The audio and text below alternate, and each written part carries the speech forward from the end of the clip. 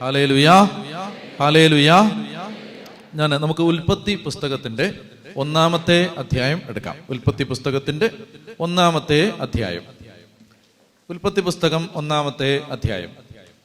ബൈബിളില് നിങ്ങൾ ഉടമ്പടി എന്നൊരു വാക്ക് കേട്ടിട്ടുണ്ടോ? ഉടമ്പടി എന്താണ്? ഉടമ്പടി കവനന്റ്. Very good. ഉടമ്പടി എന്ന് പറഞ്ഞാൽ കവനന്റ്. കവനന്റ് എന്ന് പറഞ്ഞാൽ ഉടമ്പടി. LKG UKG പിള്ളേർ ഇങ്ങനെ മറുപടി പറയും അല്ലേ? എന്താണ് ഡോഗ്? പട്ടി. പട്ടി എന്താണ്? ഡോഗ്. ഉടമ്പടി എന്ന് പറഞ്ഞ ഉടമ്പടി എന്ന് കേട്ടിട്ടുണ്ടോ? കേട്ടിട്ടുണ്ട്. അതെന്താണ്? കവനന്റ്. ഉടമ്പടി എന്ന് പറഞ്ഞാൽ എന്താണ് നിങ്ങൾ മനസ്സിലാക്കുന്നത്? ഉടമ്പടി എന്ന് പറഞ്ഞാൽ ബേസിക്കലി ഉടമ്പടി എന്ന് പറഞ്ഞാൽ there is A contract. Contract. Bible മുന്നോട്ട് നീങ്ങുന്നത് ഉടമ്പടികളുടെ അടിസ്ഥാനത്തിലാണ്. ബൈബിളിന്റെ കഥ, ബൈബിളിന്റെ story, the story of Bible മുന്നോട്ട് നീങ്ങുന്നത് ഉടമ്പടികളുടെ പശ്ചാത്തലത്തിലാണ്. അതുകൊണ്ട് ഞാൻ അതിനെക്കുറിച്ച് കുറച്ച് കാര്യങ്ങൾ ആദ്യം പറയാൻ ആഗ്രഹിക്കുന്നു. അതുകൊണ്ട് ഇത് ബൈബിൾ സ്റ്റഡിയാണ്, സീരിയസ് സ്റ്റഡിയാണ്, വളരെ നന്നായിട്ട് ശ്രദ്ധിക്കണം. അപ്പോൾ ഉടമ്പടി, കവനന്റ് എന്താണ്? കവനന്റ് എന്ന് പറയുന്നത് ഒരു കോൺട്രാക്റ്റാണ്. രണ്ട് വ്യക്തികൾ തമ്മിൽ ഏർപ്പെടുന്ന ഒരു കരാറാണിത്. കരാർ. എന്തിനായിരുന്നു പുരാതന കാലത്ത് ഈ കവനന്റുകൾ ഉണ്ടായിരുന്നത്? എന്തിനായിരുന്നു? അതാണ് ആദ്യത്തെ ചോദ്യം. വൈ? എന്തിനാണ് ഈ ഉടമ്പടിയിൽ ഏർപ്പെടുന്നത്? പുരാതന കാലത്ത് മനുഷ്യന് കുടുംബ ബന്ധങ്ങൾ, അതായത് ഒരു കുടുംബത്തിൽപ്പെട്ടവർ തന്നെ ഒരുമിച്ചായിരുന്നില്ല താമസിച്ചിരുന്നത്. അപ്പൊ അബ്രഹാം ഒരു സ്ഥലത്ത് ഒറ്റയ്ക്ക് താമസിക്കുന്നു. അബ്രഹാം സാറായും. ഇസഹാക്ക് ഒരു ദേശത്ത് താമസിക്കുന്നു. അപ്പൊ യാക്കോബും ഇല്ല, ഏസാവും അടുത്തില്ല. അതുപോലെ തന്നെ വേറൊരു സ്ഥലത്ത് നോഹ ഒരു സ്ഥലത്ത് താമസിക്കുന്നു. അപ്പൊ അവിടേക്ക് ചെല്ലുമ്പോൾ ഇവരുമായി ബന്ധപ്പെടുന്ന ആളുകൾ കുറവായിരുന്നത് കൊണ്ട് പുരാതന കാലത്ത് മനുഷ്യനെ ഭയമായിരുന്നു. മനുഷ്യനെ ഭയമായിരുന്നത് കൊണ്ട് ഒരു മനുഷ്യൻ മറ്റൊരു മനുഷ്യനെ ആക്രമിക്കാതിരിക്കാൻ, പരസ്പരം ആക്രമിക്കാതിരിക്കാൻ അവർ കണ്ടെത്തിയിരുന്ന സൊല്യൂഷനാണ് ഉടമ്പടിയിൽ ഏർപ്പെടുക എന്നുള്ളത്.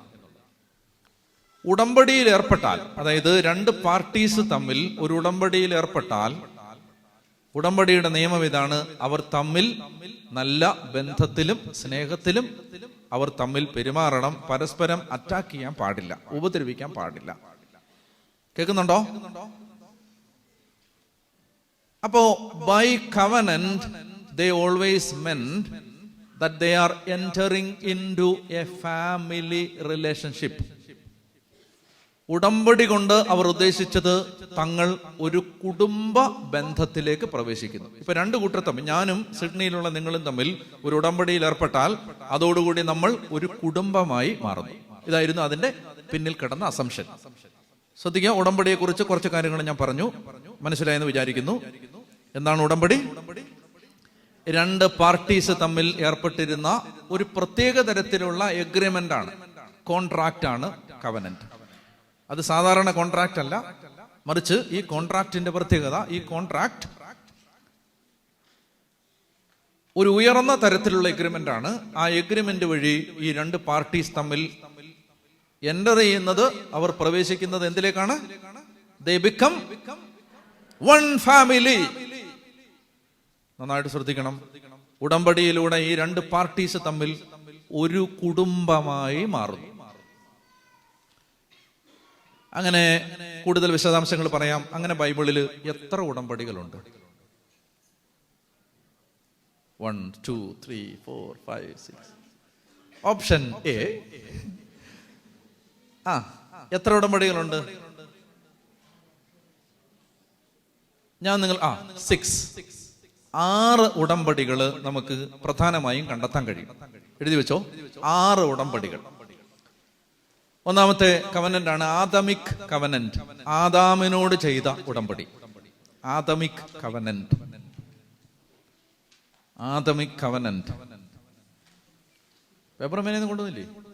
എവിടെങ്കിലും എഴുത്, മൊബൈലിനകത്തോ എവിടെങ്കിലും ഒക്കെ എഴുതി വെക്കണം. ആദമിക് കവനന്റ്.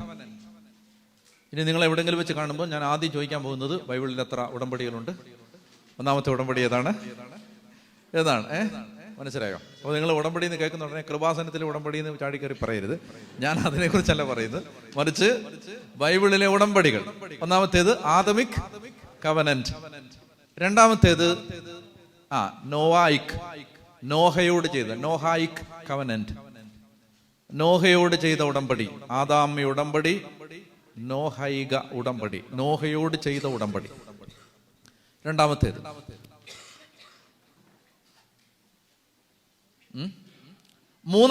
മൂന്നാമത്തെ ഉടമ്പടി എന്ന് പറയുന്നത് അബ്രഹാമിനോട് ചെയ്ത ഉടമ്പടി, Abrahamic covenant. Third covenant in the Bible is Abrahamic covenant. അബ്രഹാമിനോട് ചെയ്ത ഉടമ്പടി മൂന്നാമത്തേത്. കിട്ടിയോ? ഒന്നാമത്തേത് ആദമിക്, രണ്ടാമത്തേത് നോഹായിക്, മൂന്നാമത്തേത് എബ്രഹാമിക് കവനന്റ്, നാലാമത്തേത് മൊസായിക്, മോശയോട് ചെയ്ത ഉടമ്പടി, മൊസായിക് കവനന്റ്, മോശയോട് ചെയ്ത ഉടമ്പടി. എഴുതിയോ? അഞ്ചാമത്തേത് പറ. ഡവിഡിക്, ഡേവിഡിനോട് ചെയ്ത ഉടമ്പടി, ദാവീദിനോട് ചെയ്ത ഉടമ്പടി, ഡേവിഡിക് കവനന്റ്, ഡേവിഡിക്. ആറാമത്തേത് പറ. ന്യൂ കവനന്റ്, പുതിയ ഉടമ്പടി. ആരിലൂടെ? ഈശോയിലൂടെ ദൈവം നമ്മോട് ചെയ്ത ഉടമ്പടി, ന്യൂ കവനന്റ്, അല്ലെങ്കിൽ അതിനെ യൂക്കരിസ്റ്റിക് കവനന്റ് എന്ന് വിളിക്കാം. യൂക്കരിസ്റ്റിക് കവനന്റ്, ദിവ്യകാരുണ്യ ഉടമ്പടി, യൂക്കരിസ്റ്റിക് കവനന്റ്. ഒന്നാമത്തേത് ആദമിക്, രണ്ടാമത്തേത് നോഹായിക്, മൂന്നാമത്തേത് എബ്രഹാമിക്, നാലാമത്തേത് മോസായിക്, അഞ്ചാമത്തേത് ഡേവിഡിക്, ആറാമത്തേത് യൂക്കരിസ്റ്റിക്. മനസ്സിലായി? New covenant. ഇങ്ങനെ 6 ഉടമ്പടികളാണ് പ്രധാനമായും ബൈബിളിലുള്ളത്. അപ്പൊ ഈ ഉടമ്പടികൾക്കെല്ലാം പ്രത്യേകതയുണ്ട്. ഉടമ്പടി 2 കൂട്ടരും തമ്മിൽ ഒരു കുടുംബ ബന്ധത്തിലേക്ക് പ്രവേശിക്കുന്നു. അപ്പൊ ദൈവം ഈ ഉടമ്പടികളിലൂടെയാണ് മനുഷ്യരോട് ഇടപെട്ടത്. ഇപ്പോൾ നമ്മൾ ഉൾപ്പെട്ട് നിൽക്കുന്ന ഉടമ്പടി ഏത് ഉടമ്പടിയാണ്? ഇപ്പൊ നമ്മളും ദൈവവും തമ്മിൽ ബന്ധപ്പെട്ട് നിൽക്കുന്നത് പുതിയ ഉടമ്പടിയുടെ വെളിച്ചത്തിലാണ്. നമ്മളും ദൈവവും തമ്മിൽ. ഞാൻ കവനന്റ് തിയോളജി പറയാനല്ല എൻ്റെ ഉദ്ദേശം. ഞാൻ അത് പറഞ്ഞിട്ട് ഇത് പിന്നെ നിങ്ങളുടെ സീരിയസ് ആയ സ്റ്റഡി ആഗ്രഹിക്കുന്നവർക്ക് പിന്നീട് ഇതൊക്കെ പഠിക്കാൻ പറ്റും. പക്ഷെ ഞാൻ ഇതിൻ്റെ ഒരു സാമ്പിള്, എന്താണ് ഉടമ്പടി, ആ ഉടമ്പടി ബന്ധം എന്താണ്, അതിനെക്കുറിച്ച് നമ്മളൊന്ന് വിശദീകരിക്കുന്നത് ആവശ്യമാണെന്ന് തോന്നുന്നു. അതുകൊണ്ടാണ് ശ്രദ്ധിച്ച് കേൾക്കുക. ഒന്നാമത്തെ ഉടമ്പടി ഞാനൊന്ന് പറഞ്ഞു തരാൻ പോവാണ്. ഒന്നാമത്തെ ഉടമ്പടിയാണ് ആദാമിനോടും ഹവ്വായോടും ചെയ്ത ഉടമ്പടി. അപ്പൊ ഒന്നാമത്തെ ആദമിക് ഉടമ്പടിയുടെ പ്രത്യേകത, ഒന്നാമത്തെ ഉടമ്പടി God made this covenant with a couple. ഒരു ഭാര്യയോടും ഭർത്താവിനോടും ചെയ്ത ഉടമ്പടിയാണിത്. So the first covenant in the Bible was made with a couple. ആരൊക്കെയാണ് കപ്പിൾ? ആദവും ഹവ്വയും. ഒന്നാമത്തെ ഉടമ്പടി. നോഹയോട് ചെയ്ത ഉടമ്പടി was made with a family. അതിനകത്ത് കപ്പിള് മാത്രമല്ല, നോഹയുണ്ട്, പിന്നെ ആരുണ്ട്? മിസ്സസ് നോഹയുണ്ട്. ചേച്ചിയുടെ പേരെന്നായിരുന്നു? മിസ്സസ് നോഹ. എന്താണ്? നോഹ മാത്യു അല്ല, നോഹയുടെ ഭാര്യയുടെ പേരെന്തായിരുന്നു? അറിഞ്ഞൂടാ. നോഹ, മിസ്സസ് നോഹ. പിന്നെ നോഹയ്ക്ക് 3 മക്കൾ. ചൊല്ലുങ്കോ, ആരൊക്കെയാണ് 3 മക്കൾ?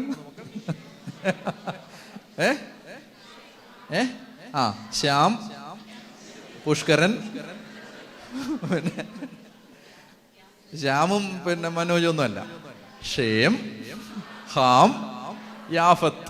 അതാണ് നോഹയുടെ മക്കളുടെ പേര്. എന്താണ്? ഷേം, ഹാം, യാഫത്ത്. അവരുടെ ഭാര്യമാരുടെ പേര് മിസ്സിസ് ഷേം, മിസ്സിസ് ഹാം.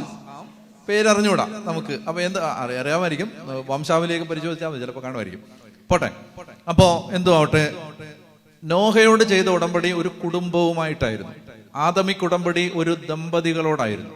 രണ്ടാമത്തെ ഉടമ്പടി ഒരു കുടുംബത്തോടെ. മൂന്നാമത്തെ ഉടമ്പടി അബ്രഹാമിനോട് ചെയ്ത ഉടമ്പടി ഒരു ട്രൈബിനോടായിരുന്നു, ഒരു ഗോത്രം, ട്രൈബ്. മൂന്നാമത്തെ ഉടമ്പടി ഒരു ഗോത്രത്തോടായിരുന്നു. എഴുതി വെച്ചോ, ഇതൊക്കെ ഉപകാരപ്പെടും. 25 എത്ര കൊടുത്തേ? 25 രജിസ്ട്രേഷൻ $25 $25 എന്തേലും പറയുന്നത്? ഡോളർ എന്നാണോ ഇവിടുത്തെ മണി? ഡോളർ. ഓ, $25 കൊടുത്തല്ലേ? എന്തെങ്കിലും ഒക്കെ എഴുതി വെക്ക്. $25 കൊടുത്തല്ലേ? ഞാൻ അതുകൊണ്ട് ഇതൊക്കെ പറയാമെന്ന് വിചാരിച്ചേ. നിങ്ങൾ $25 എന്തെങ്കിലും പറയണമല്ലോ. അപ്പോൾ ഇങ്ങോട്ട് ട്രൈബ്. നാലാമത്തേത് മൊസായിക് ഉടമ്പടി was with a nation. With a nation, ഒരു ജനതയോടാണ്. ഇസ്രായേൽ എന്ന ജനതയോട്. With a people, a nation. Davidic ഉടമ്പടി with a kingdom. With a kingdom, ഒരു രാജ്യത്തോടാണ്. Davidic covenant was with a kingdom. New covenant is universal, സാർവത്രിക ഉടമ്പടി. അത് എല്ലാ ജനതകളോടുമുള്ള ഉടമ്പടിയാണ്. സകല ജനതകൾക്കും വേണ്ടിയുള്ള സന്തോഷത്തിന്റെ സദ്വാർത്ത ഞാൻ നിങ്ങളെ അറിയിക്കുന്നു. സകല ജനത, ദാറ്റ് ഈസ് യൂണിവേഴ്സൽ. അപ്പൊ ഇത്രയും കിട്ടി. ഇത്രയും കിട്ടിയില്ലേ? $25 ഇത്രയും കിട്ടിയില്ലേ? എന്തൊക്കെ കിട്ടി? ബൈബിളിൽ എത്ര ഉടമ്പടികളുണ്ട്? 6. പറയൂ. ആദമിക്, നോഹായിക്, Abrahamic, mosaic, ഡേവിഡിക് and new covenant and eucharistic. Okay, and the Adamic covenant was made with a couple. Noahic covenant was made with a family. Oh, very good. Abrahamic covenant was made with a tribe, and Mosaic covenant was made with a nation, and Davidic covenant was made with a kingdom. Oh, wonderful. Kingdom. The new covenant, Eucharistic covenant, was made with, it is universal. It is made with all over the universe. It is what you call universal. It is made with all the people. എല്ലാവർക്കും വേണ്ടി, എല്ലാവരോടും ചെയ്ത ഉടമ്പടിയാണ്. അപ്പൊ നമ്മൾ ആദ്യത്തേത് മാത്രം ഒന്ന് focus ചെയ്യാൻ പോകുന്നു, ഒരു കപ്പിളിനോട് ചെയ്ത ഉടമ്പടി.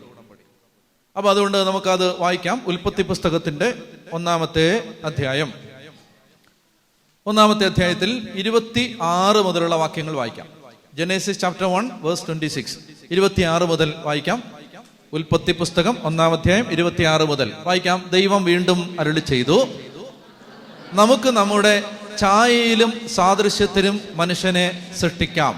അവർക്ക് കടലിലെ മത്സ്യങ്ങളുടെയും ആകാശത്തിലെ പറവകളുടെയും നാൽക്കാലികളുടെയും ഭൂമി മുഴുവന്റെയും ഭൂമിയിൽ ഇഴയുന്ന സർവ്വജീവികളുടെയും മേൽ ആധിപത്യം ഉണ്ടായിരിക്കട്ടെ. അങ്ങനെ ദൈവം തൻ്റെ ഛായയിൽ മനുഷ്യനെ സൃഷ്ടിച്ചു. ദൈവത്തിന്റെ ഛായയിൽ അവിടുന്ന് അവനെ സൃഷ്ടിച്ചു. സ്ത്രീയും പുരുഷനുമായി അവിടുന്ന് അവരെ സൃഷ്ടിച്ചു. ദൈവം അവരെ ഇങ്ങനെ അനുഗ്രഹിച്ചു, സന്താന പുഷ്ടിയുള്ളവരായി പെരുകുവിൻ, ഭൂമിയിൽ നിറഞ്ഞ് അതിനെ കീഴടക്കുവിൻ, കടലിലെ മത്സ്യങ്ങളുടെയും ആകാശത്തിലെ പറവകളുടെയും ഭൂമിയിൽ ചരിക്കുന്ന സകല ജീവികളുടെയും മേൽ നിങ്ങൾക്ക് ആധിപത്യം ഉണ്ടായിരിക്കട്ടെ. ദൈവം അരുളി ചെയ്തു, ഭൂമുഖത്തുള്ള ധാന്യം വിളയുന്ന എല്ലാ ചെടികളും വിത്തുൾക്കൊള്ളുന്ന പഴങ്ങൾ കായ്ക്കുന്ന എല്ലാ വൃക്ഷങ്ങളും ഞാൻ നിങ്ങൾക്ക് ഭക്ഷണത്തിനായി തരുന്നു. ഭൂമിയിലെ മൃഗങ്ങൾക്കും ആകാശത്തിലെ എല്ലാ പറവകൾക്കും ഇഴജന്തുക്കൾക്കും ജീവശ്വാസമുള്ള സകലതിനും ആഹാരമായി ഹരിതസസ്യങ്ങൾ ഞാൻ നൽകിയിരിക്കുന്നു. അങ്ങനെ സംഭവിച്ചു. താൻ സൃഷ്ടിച്ചതെല്ലാം വളരെ നന്നായിരിക്കുന്നുവെന്ന് ദൈവം കണ്ടു. സന്ധ്യയായി, പ്രഭാതമായി. ശ്രദ്ധിക്കണം, ഇതിലെ ഓരോ ഡീറ്റെയിലും വിശദീകരിക്കണം, അല്ലെ നമ്മൾ മനസ്സിലാക്കണം. ഇത് സംഭവിക്കുന്നത് എത്രാമത്തെ ദിവസമാണ്? അപ്പൊ സൃഷ്ടി വിവരണം ദൈവം നടത്തുന്നത് 7 ദിവസങ്ങൾ കൊണ്ട്, അല്ലെ 6 ദിവസം കൊണ്ട് സൃഷ്ടി പൂർത്തിയാക്കി 7-ാം ദിവസം വിശ്രമിച്ചു എന്ന രീതിയിലാണ് സൃഷ്ടി വിവരണം ദൈവം നടത്തുന്നത്. ബൈബിൾ നമുക്ക് പറഞ്ഞു തരുന്നത് 7 ദിവസം കൊണ്ട് ദൈവം ഭൂമിയെ സൃഷ്ടിച്ചു എന്ന അർത്ഥത്തിലാണ്. ഒന്നാമത്തെ ഇൻഫർമേഷൻ, 7 എന്നത് ബൈബിളിലെ ഉടമ്പടിയുടെ നമ്പറാണ്. മനസ്സിലായോ? 7 എന്ന് പറയുന്നത് ബൈബിളിലെ ഉടമ്പടിയുടെ നമ്പറാണ്.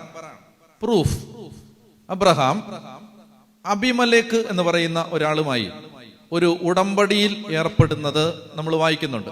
അബ്രഹാം ആരുമായിട്ടാണ് ഉടമ്പടിയിൽ ഏർപ്പെടുന്നത്?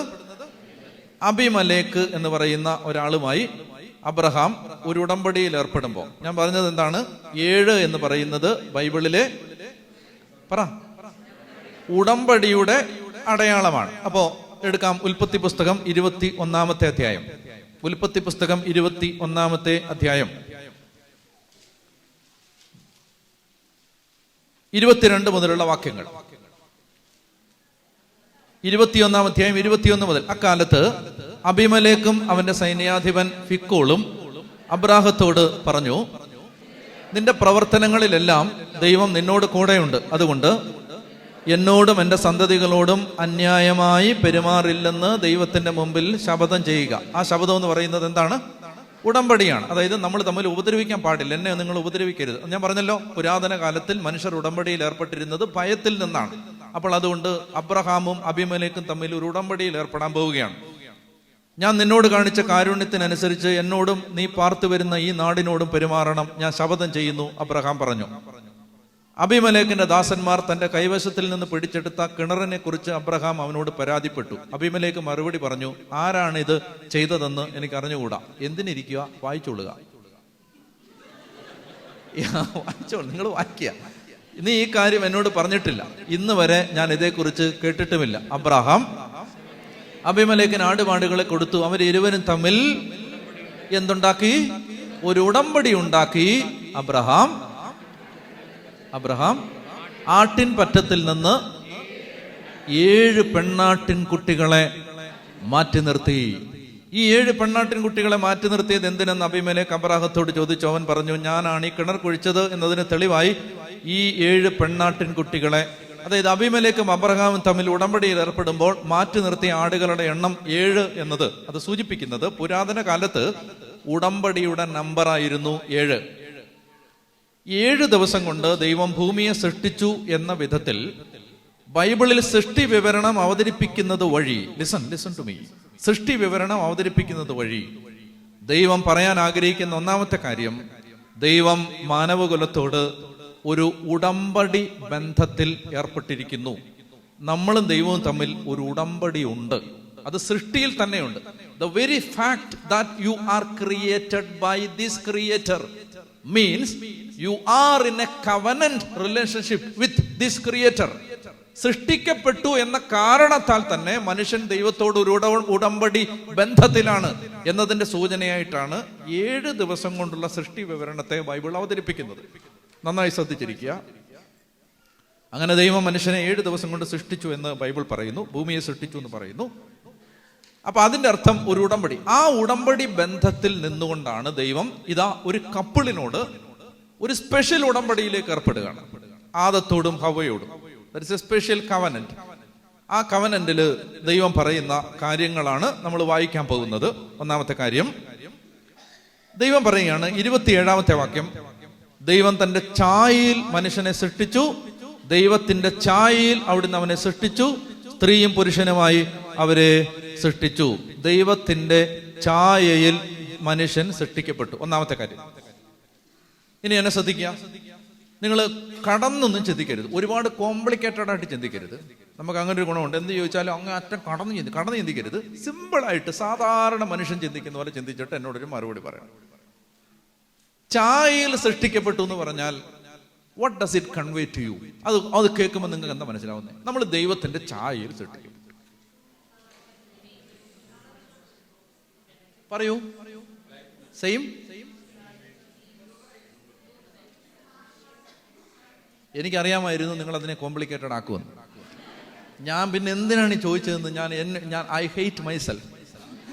അതായത് നിങ്ങൾ കോംപ്ലിക്കേറ്റഡ് ആക്കരുത്. നിങ്ങൾ അതായത് ഈ ചില വീടുകളിൽ സംശയരോഗികളായ ഭർത്താക്കന്മാര് അല്ലെങ്കിൽ ഭാര്യമാരൊക്കെ ഉണ്ടെങ്കിൽ വഴക്കുണ്ടാവുന്നതിന്റെ ഒരു കാരണം, ഈ കൊച്ചിന് എൻ്റെ ഷേപ്പ് ഇല്ലല്ലോടി, എൻ്റെ ഷേപ്പ് ഇതിനില്ലല്ലോ എന്നാണ് അങ്ങേര് പറയുന്ന ഒരു ന്യായം. അല്ലെ അവര് പറയുന്ന ഒരു ന്യായം. അല്ല, അവര് പറയത്തില്ല, അങ്ങേര് പറയുന്ന ഒരു ന്യായം. എന്താണ്? ഇതിന് എൻ്റെ ഷേപ്പ് അല്ല. ഭാര്യ പറയും, ഇത് ഇങ്ങനെയുള്ള ഷേപ്പാണ്, നിങ്ങളുടെ തന്നെ ഷേപ്പാണ്. അങ്ങേര് പറയും, അല്ലല്ല, ഇതെന്റെ ഷേപ്പല്ല. എന്താണ് അവിടുത്തെ പ്രശ്നം? ഇയാൾ അയാളുടെ മകനല്ല എന്ന് പറയുന്നത്. പറയൂ, നിങ്ങൾ പറയുമ്പോൾ നമ്മൾ പറയുകയാണ്, എന്താണ്? അപ്പം ഞാൻ പറയുകയാണ്, പോൾസൻ ചേട്ടന്റെ മക്കള് പോൾസൻ ചേട്ടന്റെ കൂട്ട്, പോൾസൻ ചേട്ടനെ പറിച്ചു വെച്ചിരിക്കുകയാണല്ലോ. പിന്നെ അല്ലാതെ പോൾസൻ ചേട്ടനെ പറിച്ചു വെക്കാതെ വേറെ വല്ലവരും പറിച്ചു വെക്കാൻ പറ്റുമോ? അതെന്താണ്? What does it mean? അല്ലെ വാട്ട് ഡസ് ഇറ്റ് കൺവേ? അതായത് ഒരാൾക്ക് ഒരാളുടെ ഛായ ഉണ്ടെന്ന് പറഞ്ഞാൽ അതിന്റെ അർത്ഥം എന്താ? അപ്പനും മക്കളുമാണെന്നാണ് ഞാൻ പറഞ്ഞത്. നിങ്ങൾ കടന്ന് ഒരുപാട് കോംപ്ലിക്കേറ്റഡ് ആക്കരുതെന്ന് പറഞ്ഞാൽ അതിനാണ്. നിങ്ങളല്ലാതെ വേറെ അതാണോ ഇതാണോ അതാണോ അതൊക്കെ പറയണ്ട. നിങ്ങളുടെ തിയോളജിയൊക്കെ നിങ്ങളുടെ കയ്യിൽ ഇരിക്കട്ടെ. ഞാൻ പറഞ്ഞ സാധാരണ മനുഷ്യന്റെ ഭാഷയിൽ പറഞ്ഞാൽ അപ്പന്റെ ഛായയുണ്ട് മകന്, അപ്പന്റെ ഛായയുണ്ട്, അമ്മയുടെ ഛായയുണ്ട് മകൾക്ക് എന്ന് പറഞ്ഞാൽ അവർ അപ്പനും മക്കളുമാണെന്നാണ് ഒരു അർത്ഥം. ദൈവം മനുഷ്യനെ അവന്റെ ഛായയിലും സാദൃശ്യത്തിലും സൃഷ്ടിച്ചു എന്ന് പറഞ്ഞാൽ അതിന്റെ ആദ്യത്തെ അർത്ഥം ദൈവം മനുഷ്യരെ കണ്ടത് തൻ്റെ മക്കളായിട്ടാണ്. ഉടമ്പടിയുടെ സ്റ്റിപ്പുലേഷൻസ് ഞാൻ പറയാൻ പോവാണ്, വ്യവസ്ഥകളും ഉടമ്പടിയുടെ അനുഗ്രഹങ്ങളും പറയണം. ആദ്യത്തേത്, ഈ ആദമിക് ഉടമ്പടിയിൽ ദൈവം നമ്മെ തൻ്റെ മക്കളാക്കി മാറ്റി, ഛായയിലും സാദൃശ്യത്തിലും സൃഷ്ടിച്ചു. പറഞ്ഞേ ഹല്ലേലൂയ, പറഞ്ഞേ ഹല്ലേലൂയ. അപ്പൊ ആദ്യത്തേത് ദൈവത്തിന്റെ ഒറിജിനൽ പ്ലാൻ എന്ന് പറഞ്ഞാൽ നമ്മൾ ദൈവത്തിന്റെ മക്കളാണ്. അതാണ് ദൈവത്തിന്റെ ഛായയിലും സാദൃശ്യത്തിലുമാണ് നമ്മൾ സൃഷ്ടിക്കപ്പെട്ടത്. അതായത് ദൈവത്തിന് നമ്മളെ നോക്കുമ്പോൾ ദൈവം തന്നെ കാണുന്നത് പോലാണ് ദൈവത്തിന് തോന്നുന്നത്. അത്രയ്ക്ക് ദൈവത്തിന് നമ്മളോട് ഇഷ്ടം തോന്നുകയാണ്. നമ്മളെ ദൈവം തന്റെ ഛായയിലാണ് സൃഷ്ടിച്ചത്. അപ്പൊ നമ്മൾ ദൈവത്തിന്റെ മക്കളാണ്. ലിസൺ ടു മീ, ഞാൻ വളരെ പ്രധാനപ്പെട്ട ഒരു കാര്യത്തിലേക്ക് നിങ്ങളെ നയിക്കാനാണ് ഈ വഴിയെല്ലാം പോകുന്നത്. എന്റെ കൂടെ തന്നെ വരണം. അതുകൊണ്ട് നമ്മൾ ഈ ആദ്യത്തെ ഉൽപ്പത്തിയുടെ 1-ാം അധ്യായം വായിക്കുമ്പോൾ തന്നെ നമുക്കൊരു കാര്യം മനസ്സിലാവുന്നു. എന്താണ്? നമ്മളും ദൈവവും തമ്മിൽ ഒരു ഉടമ്പടി ബന്ധത്തിലാണ്. ദാറ്റ് മീൻസ് നമ്മളും ദൈവവും തമ്മിൽ ഒരു കുടുംബ ബന്ധത്തിലാണ്. ഇനി രണ്ടാമത്തെ കാര്യം ഞാൻ പറഞ്ഞു, അങ്ങനെ ദൈവം നമ്മളെ ദൈവത്തിന്റെ ഛായയിൽ സൃഷ്ടിച്ചു എന്ന് പറഞ്ഞാൽ ദൈവം നമ്മുടെ അപ്പനാണ്, നാം ദൈവത്തിന്റെ മക്കളാണ് എന്ന് പറയുമ്പോൾ അതിന്റെ കൂടെ അടുത്ത ഒരു വിശദാംശം എന്ന് പറയുന്നത് നമ്മളും ദൈവവും തമ്മിൽ ഒരു കുടുംബ ബന്ധത്തിലാണ്. ദൈവം പറയുകയാണ്, ഞാൻ നിന്റെ അപ്പനാണ്, നീ എന്റെ മകനാണ്. ആദം, നീ എന്റെ മകനാണ്. അത് അങ്ങനെ തന്നെ പറയുന്നുണ്ട്. അങ്ങനെ തന്നെ വായിക്കാം. ഉൽപ്പത്തി പുസ്തകത്തിന്റെ 5-ാമത്തെ അധ്യായം, 5-ാമത്തെ അധ്യായം, 5-ാമത്തെ അധ്യായത്തിൽ നമ്മൾ വായിക്കുന്നുണ്ട്. ആദത്തിന്റെ വംശാവലി പറയുമ്പോൾ, ആദത്തിന്റെ വംശാവലി ഗ്രന്ഥമാണിത്. മനുഷ്യനെ തന്റെ സാദൃശ്യത്തിൽ സൃഷ്ടിച്ചു, സ്ത്രീയും പുരുഷനുമായി അവരെ സൃഷ്ടിച്ചു. അവിടുന്ന് അവരെ അനുഗ്രഹിക്കുകയും മനുഷ്യനെന്ന് വിളിക്കുകയും ചെയ്തു. ആദത്തിന് 130 വയസ്സായപ്പോൾ അവന്റെ സാദൃശ്യത്തിലും ഛായയിലും ഒരു പുത്രൻ ജനിച്ചു. ആദം അവന് സേത്ത് എന്ന് പേരിട്ടു. ഇവിടെ എന്താ പറഞ്ഞിരിക്കുന്നത്? ആദം ദൈവത്തിന്റെ ഛായയിൽ ജനിച്ചു, സേത്ത് ആദത്തിന്റെ ഛായയിൽ ജനിച്ചു. ആദത്തിന്റെ ഛായയിൽ ജനിച്ച സേത്തിനെ ആദത്തിന്റെ പുത്രൻ എന്നാണ് വിളിക്കുന്നത്. അങ്ങനെയാണെങ്കിൽ ദൈവത്തിന്റെ ഛായയിൽ ജനിച്ച ആദത്തെ എന്താ വിളിക്കണ്ടേ? ദൈവത്തിന്റെ പുത്രൻ. അതാണ് ഇവിടെ വ്യംഗ്യം, അതാണ് ഇവിടുത്തെ ഇംപ്ലൈഡ് ഇൻഫർമേഷൻ. പിടിയിട്ടില്ല. ഒന്നുകൂടെ വായിക്കാം. സാരമില്ല, 5 തോറ്റതല്ലേ, കുഴപ്പമില്ല. വായിക്കാം, ഒന്നുകൂടെ വായിച്ച് മനസ്സിലാക്ക്. വായിക്ക്. ആദത്തിന്റെ വംശാവലി ഗ്രന്ഥമാണിത്. ദൈവം മനുഷ്യനെ തന്റെ സാദൃശ്യത്തിൽ സൃഷ്ടിച്ചു, സ്ത്രീയും പുരുഷനുമായി അവരെ സൃഷ്ടിച്ചു. അവിടുന്ന് അവരെ അനുഗ്രഹിക്കുകയും മനുഷ്യനെന്ന് വിളിക്കുകയും ചെയ്തു. ആദത്തിന് 130 വയസ്സായപ്പോൾ അവന്റെ സാദൃശ്യത്തിലും ഛായയിലും ഒരു പുത്രൻ ജനിച്ചു. ആദം അവന് സേത്ത് എന്ന് പേരിട്ടു. അതായത് ആദത്തിന്റെ ഛായയിലും സാദൃശ്യത്തിലും ജനിച്ചവനെ ആദത്തിന്റെ പുത്രൻ, ആദത്തിന്റെ പുത്രൻ. അപ്പോൾ ദൈവത്തിന്റെ ഛായയിലും സാദൃശ്യത്തിലും ജനിച്ചവർ ദൈവത്തിന്റെ മക്കൾ. അതാണ് ബിബ്ലിക്കലി നമ്മൾ ആശയം പ്രൂവ് ചെയ്തിരിക്കുകയാണ്. എന്താണ്? ദൈവം നമ്മളെ സൃഷ്ടിച്ചപ്പോൾ നമ്മൾ ദൈവത്തിന്റെ മക്കളാണ് എന്നാണ് ദൈവം പറഞ്ഞത്. അതാണ് ഛായയിലും സാദൃശ്യത്തിലും സൃഷ്ടിക്കപ്പെട്ടു എന്ന് പറഞ്ഞാൽ അതിന്റെ അർത്ഥം. അങ്ങനെ ദൈവം നമ്മെ വിളിച്ചത് ഒരു കുടുംബ ബന്ധത്തിലേക്കാണ്. അങ്ങനെ കുടുംബ ബന്ധത്തിലാണ് ഈ ഉടമ്പടിയുടെ ബാക്കി കാര്യങ്ങൾ പറയുന്നത്. ഇനി സ്ത്രീയും പുരുഷനുമായി അവരെ സൃഷ്ടിച്ചു. 28 വാക്യം വായിക്കാം. ഉൽപ്പത്തി 1:28. ഉൽപ്പത്തി 1:28 വായിക്കുക. ദൈവം അവരെ ഇങ്ങനെ അനുഗ്രഹിച്ചു. എല്ലാ ഉടമ്പടി ബന്ധത്തിലും അനുഗ്രഹമുണ്ട്, വ്യവസ്ഥയുമുണ്ട്. അനുഗ്രഹമുണ്ട്, വ്യവസ്ഥയുണ്ട്. വ്യവസ്ഥ വരുന്നേ ഉള്ളൂ. ഇപ്പൊ അനുഗ്രഹമാണ് ആദ്യം. Blessings of the covenant. എന്തൊക്കെയാണ് ബ്ലെസ്സിങ്സ്? ഒന്നാമത്തെ ബ്ലെസ്സിങ്, സന്താന പുഷ്ടി ഉള്ളവരായി പെരുകുവിൻ, ഭൂമിയിൽ നിറഞ്ഞ് അതിനെ. അപ്പൊ ഒന്നാമത്തേതാണ് ഫെർട്ടിലിറ്റി, സന്താന ഭാഗ്യം. ആദ്യത്തെ അനുഗ്രഹം. ഞാനിത് പറയുമ്പോൾ ഇവിടെ എവിടെയെങ്കിലും ആരെങ്കിലും കുഞ്ഞുങ്ങളില്ലാതെ വിഷമിക്കുന്നുണ്ടെങ്കിൽ ഈ നിമിഷം ഈശോയോട് പ്രാർത്ഥിക്കണം, കർത്താവിനോട് പ്രാർത്ഥിക്കണം. ദൈവമേ, നീ ഞങ്ങളോട് ചെയ്ത ആദ്യത്തെ ഉടമ്പടിയുടെ അനുഗ്രഹമാണ് മക്കളെ തരിക എന്നുള്ളത്. കുഞ്ഞുങ്ങൾക്ക് വേണ്ടി കൂടുതൽ ആഗ്രഹിക്കുന്നവരൊക്കെ പ്രാർത്ഥിച്ചോണം. കർത്താവിന്റെ വചനം പറഞ്ഞുകൊണ്ടിരിക്കുമ്പോൾ ഞാൻ സാക്ഷ്യങ്ങൾ പറയാത്തതാണ് മനഃപൂർവ്വം. ആയിരക്കണക്കിന് 10,000-കണക്കിന് ജീവിതങ്ങള് വചനം കേട്ടുകൊണ്ടിരുന്ന സമയത്ത് ദൈവത്തിന്റെ ആത്മാവ് വർഷങ്ങളായിട്ടുണ്ടായിരുന്ന ബാരൻനെസ്, വന്ധ്യത നീക്കിക്കളഞ്ഞ് അനുഗ്രഹിച്ച സന്ദർഭങ്ങളും സംഭവങ്ങളും ഉണ്ട്. ഞാൻ സൗദി അറേബ്യയിൽ വെച്ച് 19 കൊല്ലമായിട്ട് മക്കളില്ലാതിരുന്നൊരു കുടുംബത്തിന് കുഞ്ഞിനെ തന്ന ആ അനുഭവം വന്ന് എന്നോട് വന്ന് പറഞ്ഞു. പിന്നെ മൗണ്ട് കാർമലിൽ ഞാൻ നോർമലി ടെസ്റ്റിമണികൾ പറയിപ്പിക്കാറേ ഇല്ല. ഒരൊറ്റ സാക്ഷ്യമേ ഇന്ന് വരെ പറയിപ്പിച്ചിട്ടുള്ളൂ. അത് 20 വർഷമായിട്ട് മക്കളില്ലാതിരുന്ന ഒരു ട്രിവാൻഡ്രത്തെ ഒരു ടീച്ചറിന് ഒരു കുഞ്ഞുണ്ടായതാ. കാരണം ആദ്യം നമ്മൾ ആകെ പറയിപ്പിച്ചിട്ടുള്ളൂ. ഞാൻ പറഞ്ഞു വരുന്നത്, അതുകൊണ്ട് എത്ര കൊല്ലമായാലും ദൈവത്തിന് പ്രവർത്തിക്കാൻ സമയമുണ്ട്. പറഞ്ഞേ ഹല്ലേലൂയ. അതുകൊണ്ട് ഇത് ഈ ഉടമ്പടിയുടെ ഒരു അനുഗ്രഹമാണ്. സന്താന പുഷ്ടിയുള്ളവരായി പെരുകണം, മക്കളെ സ്വീകരിക്കണം. മക്കളെ ദൈവം തരുന്ന ദൈവത്തിന്റെ ഒരു ബ്ലെസ്സിംഗ് ആണ് മക്കൾ. ഇത് ബൈബിളിൽ ഉടനീളം ദൈവം നമ്മളോട് പറഞ്ഞിരിക്കുന്നു. കുഞ്ഞുങ്ങളെ എന്താണ് കർത്താവ് അനുഗ്രഹിച്ചുകൊണ്ട് പറയുകയാണ്, അങ്ങനെയുള്ളവരെ ശിശുക്കൾ എൻ്റെ അടുത്ത് വരാൻ അനുവദിക്കണം, അവരെ തടയരുത്. എനിക്ക് നിങ്ങളോട് പറയാനുള്ള കാര്യം ഏതാണ്? അവരെ തടയരുത്. പിള്ളേരെ വരുമ്പോൾ അവരെ തടയരുത്. മനസ്സിലായോ? ഗർഭഛിദ്രം നടത്തരുത്, മക്കളെ താമസിപ്പിക്കരുത്, മക്കളെ വേണ്ടാന്ന് വെക്കരുത്, മക്കൾ വന്നതൊരു ശല്യമാണെന്ന് കരുതരുത്. പറഞ്ഞേ ഹല്ലേലൂയ. നിങ്ങൾ മനസ്സിലായിരിക്കണം. അതായത് ഈ വട്ടായിലച്ചൻ പറഞ്ഞ ഒരു മനോഹരമായ ഒരു സംഭവമുണ്ട്. അച്ഛനെ ഒരിക്കല് ഒരു ഇടവകയില് ആരംഭകാലങ്ങളിൽ ധ്യാനിപ്പിക്കാൻ ചെന്ന സമയത്ത് അച്ഛൻ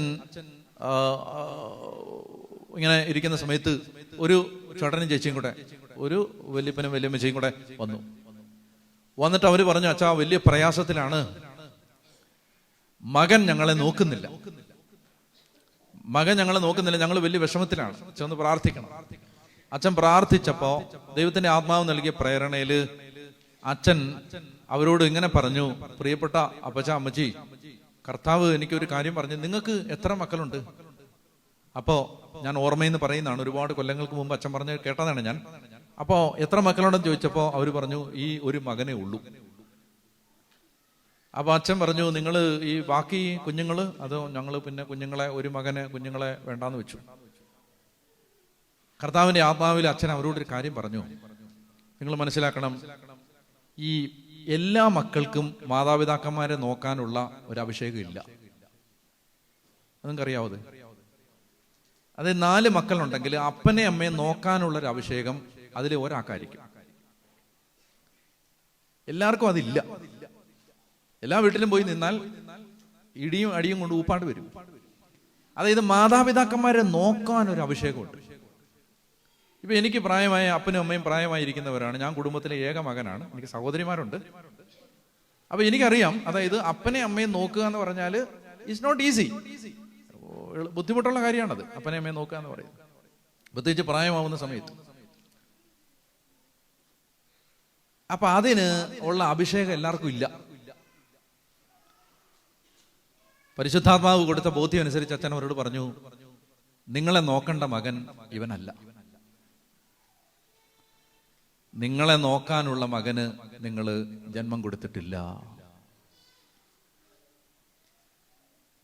ഭയങ്കര സീരിയസ് ആയിട്ട് എടുക്കണമെന്ന് തോന്നുന്നുണ്ട് എനിക്ക്. ഇത് നിങ്ങളെ നോക്കേണ്ട മകന് നിങ്ങൾ ജന്മം കൊടുത്തിട്ടില്ല. ആ അനോയിന്റിംഗ് ഉള്ളൊരു മകൻ ഉണ്ടായിരുന്നു, ബട്ട് അയാൾ ജനിച്ചിട്ടില്ല. ഇപ്പൊ എൻ്റെ മാതാപിതാക്കന്മാര് സാധാരണ കുടുംബത്തില് സാധാരണ മനുഷ്യരാണ്. അവരിങ്ങനെ ചിന്തിച്ചു വിചാരിക്കുക, അതായത് 4 മക്കൾ മതി എന്നവർ തീരുമാനിച്ചിരുന്നു എന്ന് വിചാരിക്കുക. അങ്ങനെ 4 മക്കളാവുമ്പോ ഇനി മക്കളെ വേണ്ടാന്ന് അവർ തീരുമാനിച്ചിരുന്നെങ്കിൽ എന്താ സംഭവിക്കുന്നത് അറിയാമോ? എനിക്ക് ഏറ്റവും മൂത്ത കുടുംബത്തിലെ എൻ്റെ മൂത്ത ചേച്ചിയുടെ മുകളിലുള്ള 2 പേര് പ്രസവത്തോടുകൂടി തന്നെ മരിച്ചുപോയവരാണ്. പ്രസവത്തോടുകൂടി തന്നെ അവർ മരിച്ചുപോയി. അപ്പൊ 4 പേർക്ക് മുമ്പ് 2 പേരുണ്ട്, പിന്നെ ഇപ്പൊ 4 പേരുമുണ്ട്. ഇപ്പൊ 4 2 6 അവര് പ്രസവത്തോടെ മരിച്ചു പോയതാണെന്ന് വിചാരിച്ചോ? മരിച്ചു പോയതാണ്, അത് ഗർഭഛിദ്രം ചെയ്തതല്ല, മരിച്ചാണ്, കുഞ്ഞിലെ മരിച്ചു പോയതാണ്. അപ്പനും അമ്മ ഇങ്ങനെ തീരുമാനിച്ചെന്ന് വിചാരിച്ചേ, 4 കൊണ്ട് ഞങ്ങൾ നിർത്തുകയാണ്. 2 മരിച്ചു, ഇനി 2 കൂടെ കഴിഞ്ഞ് നിർത്തിയാൽ ഞാൻ ഇടയ്ക്കിടയ്ക്ക് ഇരുന്ന് വിഷമിക്കുന്നത് അറിയാം, ഞാൻ ഉണ്ടാവത്തില്ലായിരുന്നു. അയ്യോ, മനസ്സിലായോ? അതായത് അവരുടെ മുമ്പിൽ ഒരു ഓപ്ഷൻ ഉണ്ടായിരുന്നു. എന്താ? എന്നെ വേണ്ടാന്ന് വെക്കാമായിരുന്നു. അങ്ങനെ ഒരു ഓപ്ഷൻ ഉണ്ടായിരുന്നു. പക്ഷെ അതുങ്ങൾ പൊട്ടബുദ്ധിയിൽ അബദ്ധമാണ് കാണിക്കുന്നതെന്ന് അറിഞ്ഞിട്ടും എന്താ ഇത്, അതായത് ഇനി വരാൻ പോകുന്ന ഈ ആള് ഇത്രയും അപകടകാരിയാണെന്ന് അറിഞ്ഞിട്ടും അവരെനിക്ക് ജന്മം നൽകി. അപ്പൊ ഞാൻ ചിന്തിക്കാറുണ്ട്, അവരിങ്ങനെ ചിന്തിച്ചിട്ട് 2 കുഞ്ഞുങ്ങൾ മരിച്ചു, ഇനിയിപ്പോ 2 എണ്ണം കൂടെ മതി എന്ന് ചിന്തിച്ചിരുന്നെങ്കിൽ ഞാൻ ഉണ്ടാകുമായിരുന്നില്ല. നിങ്ങളൊന്ന് അങ്ങനെ ആലോചിച്ച് നോക്കിയേ. ഈ ഭൂമിയിൽ നിങ്ങൾക്ക് അനുഗ്രഹമാകാനുള്ള ഒരു കുഞ്ഞ് ജനിച്ചിട്ടില്ലെങ്കിലോ, ജനിക്കാതെ പോയാലോ, ജനിക്കാതിരുന്നാലോ, നിങ്ങൾക്കും ഈ ലോകം മുഴുവനും ബ്ലെസ്സിങ് ആവേണ്ട ഒരു കുഞ്ഞിന് നിങ്ങൾ ജന്മം കൊടുക്കാതിരുന്നാലോ? ഇപ്പൊ ഇതിനകത്തിരിക്കുന്ന ഒത്തിരി പേർക്ക് ഇത് ബാധകമല്ല. CC അടഞ്ഞ് തീരാറായി, ഇനിയിപ്പം വണ്ടി വരാൻ നോക്കിയിരിക്കുകയാണ്. അപ്പൊ അവരോട് പറഞ്ഞിട്ട് കാര്യമില്ല. ഞാൻ പറയുന്നത് നിങ്ങൾ കുടുംബത്തിലെ ഗ്രാൻഡ് പേരൻസ് ആണ്. നിങ്ങൾക്ക് മക്കളുണ്ട്, മക്കൾക്ക് മക്കളുണ്ട്, പലർക്കും. നിങ്ങൾ അവർക്ക് കമ്മ്യൂണിക്കേറ്റ് ചെയ്യേണ്ട ഒരു കാര്യമാണ്. അതായത് പന്നി പെറ്റ് കൂട്ടുന്ന പോലെ പെറ്റ് കൂട്ടുവാണല്ലോ എന്ന് വീട്ടിൽ നിന്ന് ഡയലോഗ് അടിക്കരുതെന്ന് കാർന്നൂത്തി. എനിക്കതാ നിങ്ങളോട് പറയാനുള്ളത്. പിള്ളേര് കുഞ്ഞുങ്ങൾക്ക് ജന്മം കൊടുക്കുമ്പോൾ അവരെ ഒബ്ജക്റ്റ് ചെയ്യുന്ന, തടയുന്ന വെറും ഈ വശംകെട്ട നിലകെട്ട വർത്താനം പറയരുത്. അത് വചനവിരുദ്ധമാണ്. അങ്ങനെ ഒരു വാചകം നിങ്ങളുടെ വായിൽ നിന്ന് വരരുത്. എന്നോട് ഒത്തിരി സങ്കടത്തോടെ മനുഷ്യർ പറഞ്ഞിട്ടുണ്ട്, അച്ഛാ ഈ പന്നി പ്രസവിക്കുന്ന പോലെ പ്രസവിക്കാന്ന് പറഞ്ഞാൽ കളിയാക്കുന്നത്. ആരാ? കളിയാക്കല്ല, ആക്ഷേപം പറയുന്നു. ഈ വീട്ടിലിരുന്ന് വലിയപ്പനും വലിയമ്മയും പറഞ്ഞ ഹല്ലേലൂയാ. മക്കളെ സ്വീകരിക്കണം, മക്കളെ തടയരുത്. That is the first covenant promise. ഈ പ്രപഞ്ചത്തോട് ദൈവം ചെയ്ത ആദ്യത്തെ ഉടമ്പടിയിലെ ആദ്യത്തെ വാഗ്ദാനങ്ങളിൽ ഒന്നാണ് മക്കളെ സ്വീകരിക്കും. സന്താനപുഷ്ടിയുള്ളവരായി പെരുകുവിൻ, നിങ്ങളുടെ സംഖ്യ കുറഞ്ഞു പോകരുത്. മക്കളെ സ്വീകരിക്കണം. ഓരോ മകനും വരുമ്പോ, ഓരോ മകളും വരുമ്പോ അനുഗ്രഹം ഉണ്ടാവും. ഓരോ മകനും മകളും വരുമ്പോ ദൈവത്തിന്റെ പ്രസാദവും പ്രീതിയും അനുഗ്രഹവും നമ്മുടെ കുടുംബത്തിനുണ്ടാവും. അതുകൊണ്ട് നിങ്ങൾക്ക് ദൈവം അതിനുള്ള റിസോഴ്സുകൾ തന്നിട്ടുണ്ട്. മക്കളെ തടയരുത്. ഞാൻ ഇതൊന്നും പ്രീ പ്ലാൻഡ് ആയിട്ട് പറയുന്നതല്ല. ആലോചിച്ച്, വണ്ടി ഇരുന്ന് ഫ്ലൈറ്റിൽ 12 മണിക്കൂർ ഉണ്ടായിരുന്നു. മനസ്സിലായോ? എവിടുന്നറിയാം? മുംബൈയിൽ നിന്ന് വരാൻ. അപ്പോൾ അത്രയും മെൽബണിൽ 12 മണിക്കൂർ യാത്ര ചെയ്യുമ്പോൾ ഞാനിങ്ങനെ ഇരുന്ന് ആലോചിച്ച്, ഇവരോട് ഇത് പറയാം. അങ്ങനെ ആലോചിച്ചല്ല, പ്രീ പ്ലാൻഡ് അല്ല, പ്രീ മെഡിറ്റേറ്റഡ് അല്ല. It comes naturally. അതിങ്ങനെ തന്നെ വരികയാണിപ്പോൾ. അതുകൊണ്ടാണ് ഇത് പറയുന്നത്. കവനന്റ് ഒന്നും പറയാൻ ഞാൻ ജന്മത്ത് പോലും തീരുമാനിച്ചിരുന്നല്ല. But it is coming. അതുകൊണ്ട് ഞാൻ പറയുകയാണ്, ഇത് പരിശുദ്ധാത്മാവിന്റെ സ്വരമാണ്. നിങ്ങൾ മക്കളെ തടയരുത്. കുഞ്ഞുങ്ങൾക്ക് ജന്മം കൊടുക്കണം. കുഞ്ഞുങ്ങളെ വേണ്ടാന്ന് വെക്കരുത്. മക്കളെ സ്വീകരിക്കാൻ ദൈവം ഒരു അവസരം തരുമ്പോൾ നോ പറയരുത്.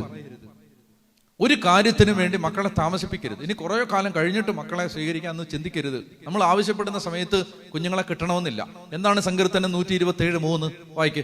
സങ്കീർത്തനങ്ങൾ 127:3 വായിക്കാം.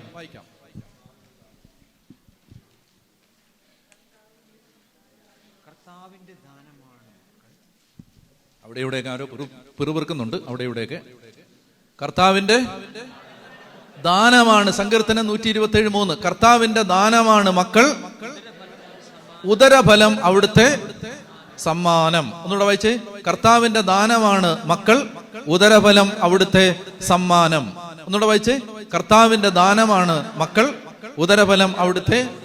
അതായത് ഒരു ഗിഫ്റ്റാണ് കുഞ്ഞ്, ഒരു ഗിഫ്റ്റാണ്. അപ്പൊ ഒരു സ്ത്രീ, ഒരു പെൺകുട്ടി കൺസീവ് ചെയ്യുമ്പോൾ, ഗർഭിണിയാകുമ്പോൾ അവളുടെ ഉദരത്തിലേക്ക് ദൈവം വെച്ചു കൊടുത്തിരിക്കുന്നത്, അതിനെ ബൈബിൾ വിളിക്കുന്ന പേര് എന്താണ്? ഗിഫ്റ്റ് എന്നാണ്. ഗിഫ്റ്റ്, ദാനം, ഗിഫ്റ്റ്. അപ്പൊ ഈ ഗിഫ്റ്റ്, ഈ ബ്ലെസ്സിങ്, ഗിഫ്റ്റ് എന്ന് പറഞ്ഞാൽ ബ്ലെസ്സിങ്, അനുഗ്രഹമാണ്, ദാനമാണ്.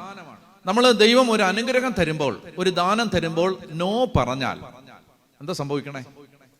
അതായത് നമുക്ക് നല്ലൊരു ഗിഫ്റ്റ് കൊണ്ട് ഒരാൾ തരികയാണ്. അപ്പൊ നമ്മൾ പറയാണ് നോ, എനിക്ക് വേണ്ട, എനിക്ക് വേണ്ടാന്നല്ലേ പറഞ്ഞേ.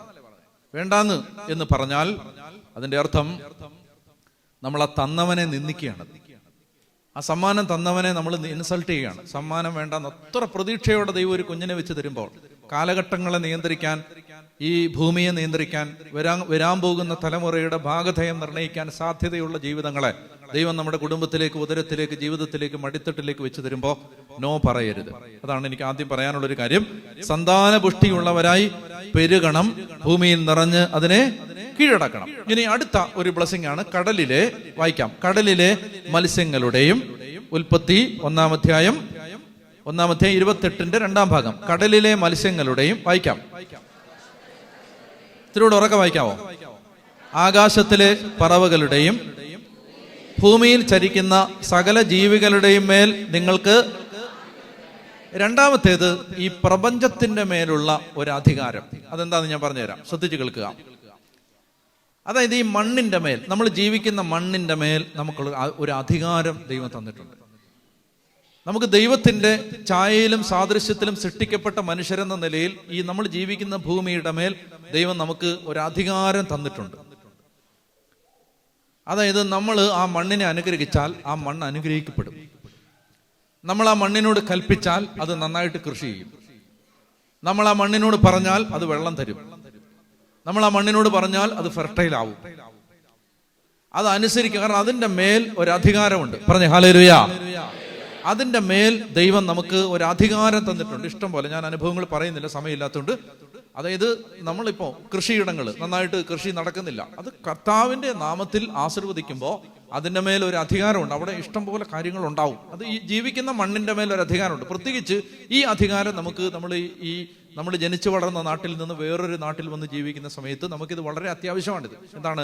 നമ്മൾ ജീവിക്കുന്ന മണ്ണിന്റെ മേലുള്ള ഒരു അധികാരം. ആ മണ്ണ് നമുക്ക് എതിരാവാൻ പാടില്ല. അത് പറയുന്നത് എന്തുകൊണ്ടെന്നറിയാം? ആ മണ്ണ് നമ്മളെ പുറന്തള്ളാൻ പാടില്ല. ആ മണ്ണ് നമുക്ക് ഓപ്പോസിറ്റ് ആയിട്ട് പെരുമാറാൻ പാടില്ല. നിങ്ങൾ അവിടെ ജീവിക്കുന്ന സമയത്ത് നിങ്ങൾ ജീവിക്കുന്ന എൻവയോൺമെന്റ് നിങ്ങൾക്കെതിരായാൽ നിങ്ങൾ ഗതികെട്ട് കിടക്കും. നിങ്ങൾക്ക് രക്ഷപ്പെടാൻ പറ്റത്തില്ല. നിങ്ങൾ പരാജയപ്പെട്ട് എന്നാൽ ഈ മണ്ണ് നിങ്ങളെ സഹായിച്ചുകൊണ്ടിരിക്കണം. അതിനെങ്ങനെയാണ്? ഈ ദൈവത്തിന്റെ മക്കളെന്ന്, ദൈവത്തിന്റെ ഉടമ്പടി ബന്ധത്തിലേക്ക് ജീവിക്കുന്ന നമുക്ക് ഈ മണ്ണിന്റെ മേൽ ദൈവം ഒരു അധികാരം തരുന്നു. മൂന്നാമത്തേത് 29ാമത്തെ വാക്യം. ദൈവം അരുളി ചെയ്തു. വായിക്കാം. ഭൂമുഖത്തുള്ള ധാന്യം വിളയുന്ന എല്ലാ ചെടികളും വിത്തുൾക്കൊള്ളുന്ന പഴങ്ങൾ കായ്ക്കുന്ന എല്ലാ വൃക്ഷങ്ങളും ഞാൻ നിങ്ങൾക്ക് ഭക്ഷണത്തിനായി തരുന്നു. ഭൂമിയിലെ മൃഗങ്ങൾക്കും ആകാശത്തിലെ പറവകൾക്കും ഇഴജന്തുക്കൾക്കും ജീവശ്വാസമുള്ള സകലതരും ആഹാരമായി ഹരിത സസ്യങ്ങൾ ഞാൻ നൽകിയിരിക്കുന്നു. അങ്ങനെ സംഭവിച്ചു. ശ്രദ്ധിച്ചു കേൾക്കുക. അതായത് ദൈവം പറയുകയാണ്, നിങ്ങൾക്ക് ഭക്ഷിക്കാനും പാനം ചെയ്യാനും ഉള്ളതെല്ലാം ഞാൻ ഫ്രീ ആയിട്ട് തരും എന്ന് പറഞ്ഞാൽ, ഇന്നത്തെ ഭാഷയിൽ പറഞ്ഞാൽ നിങ്ങളുടെ ഇൻകം സോഴ്സിനെ ഞാൻ അനുഗ്രഹിക്കും. ഇത് ആദമിക് ഉടമ്പടിയുടെ ഒരു പ്രധാനപ്പെട്ട പ്രോമിസാണ്. ഒന്നാമത്തേത് മക്കളെ തരും. രണ്ടാമത്തേത് ജീവിക്കുന്ന എൻവയോൺമെന്റിന്റെ മേൽ ഒരു അധികാരം ഉണ്ടാവും. മൂന്നാമത്തേത് നിങ്ങളുടെ സാമ്പത്തിക സ്രോതസ്സുകളെ ഞാൻ അനുഗ്രഹിക്കും. ഇത് പ്രധാനപ്പെട്ട കാര്യമാണ്. കാരണം വരുമാന മാർഗങ്ങൾ അടഞ്ഞതിന്റെ പേരിലോ ദാരിദ്ര്യത്തിന്റെ പേരിലോ കടബാധ്യതയുടെ പേരിലോ വിഷമിക്കുന്ന ഒരുപാട് ആളുകൾ ഇന്ന് ഭൂമിയിലുണ്ട്, പ്രത്യേകിച്ച് കോവിഡ് കഴിഞ്ഞൊരു കാലത്ത്. അതുകൊണ്ട് ഇത് മനസ്സിലാക്കണം, ദൈവം നമുക്ക് സാമ്പത്തികമായ അനുഗ്രഹം തരും. ഇത് നിങ്ങൾ ഒരു സുവിശേഷ പ്രസംഗകൻ ഒരു വചനം വ്യാഖ്യാനിക്കുന്നതിന്റെ ഭാഗമായി പറയുന്നതായിട്ട് നിങ്ങൾ കണക്കാക്കരുത്. എനിക്ക് എൻ്റെ മുമ്പിൽ അതുപോലെ അനുഭവങ്ങൾ കിടക്കുന്നതുകൊണ്ടാണ് ഞാൻ പറയുന്നത്. അതായത് ദൈവം നമുക്ക് വേണ്ടത് വേണ്ട സമയത്ത് തരും. അങ്ങനെ തരാൻ ദൈവത്തിന് കഴിയും. അത് തരാൻ കർത്താവിന് പറ്റും. എത്ര കോടിയുടെ ബാധ്യത ഉണ്ടെങ്കിൽ അത് വീട്ടാൻ ദൈവത്തിന് പറ്റും. ഇത് നമുക്ക് ദൈവം നമ്മളോട് ചെയ്ത ഒരു ഉടമ്പടിയുടെ ഭാഗമാണ്. നമ്മളിത് വിശ്വസിക്കണം, ഏറ്റെടുക്കണം. പറഞ്ഞേ ഹല്ലേലൂയ, പറഞ്ഞേ ഹല്ലേലൂയ. അപ്പോ മുന്നോട്ട് പോവാണ്. അപ്പൊ ഞാൻ ഇത്രയും പറഞ്ഞു. എന്തൊക്കെയാണ് ഈ ഉടമ്പടി ബന്ധം? ആദ്യത്തെ ഉടമ്പടി എന്ന് പറയുന്നത് ആദാമിനോട് ചെയ്ത ഉടമ്പടിയാണ്. ആദാമിനോട് ഹവ്വയോടും, അതൊരു കപ്പിളിനോടാണ് ചെയ്തത്. അതാണ് ആദ്യത്തെ ഉടമ്പടി. ആ ഉടമ്പടിയുടെ ബന്ധപ്പെട്ട കാര്യങ്ങൾ പറയുക. ഒന്നാമത്തേത് പറയൂ സന്താനപുഷ്ടി. രണ്ടാമത്തേത് ആധിപത്യം. മൂന്നാമത്തേത് സാമ്പത്തിക മേഖലയുടെ മേലുള്ള അനുഗ്രഹം. ഈ മൂന്ന് കാര്യങ്ങൾ ആദമിക് ഉടമ്പടിയുടെ അനുഗ്രഹങ്ങൾ, ബ്ലെസ്സിങ്സ് ആയിട്ട് ദൈവം തന്നു. ഇനി ഇതിന്റെ അടുത്ത ഒരു സ്റ്റിപ്പുലേഷൻ, ഈ ഉടമ്പടിയുടെ അടുത്ത ഒരു വ്യവസ്ഥ എന്ന് പറയുന്നത് 2-ാം അധ്യായത്തിന്റെ 1 മുതലുള്ള വാക്യങ്ങൾ വായിക്കുക. 2-ാം അധ്യായത്തിന്റെ 1 മുതൽ വായിക്കാം. വായിച്ചേ, ഉച്ചത്തി വായിക്കുക. കുറെ കൂടെ സ്വരം വരട്ടെ.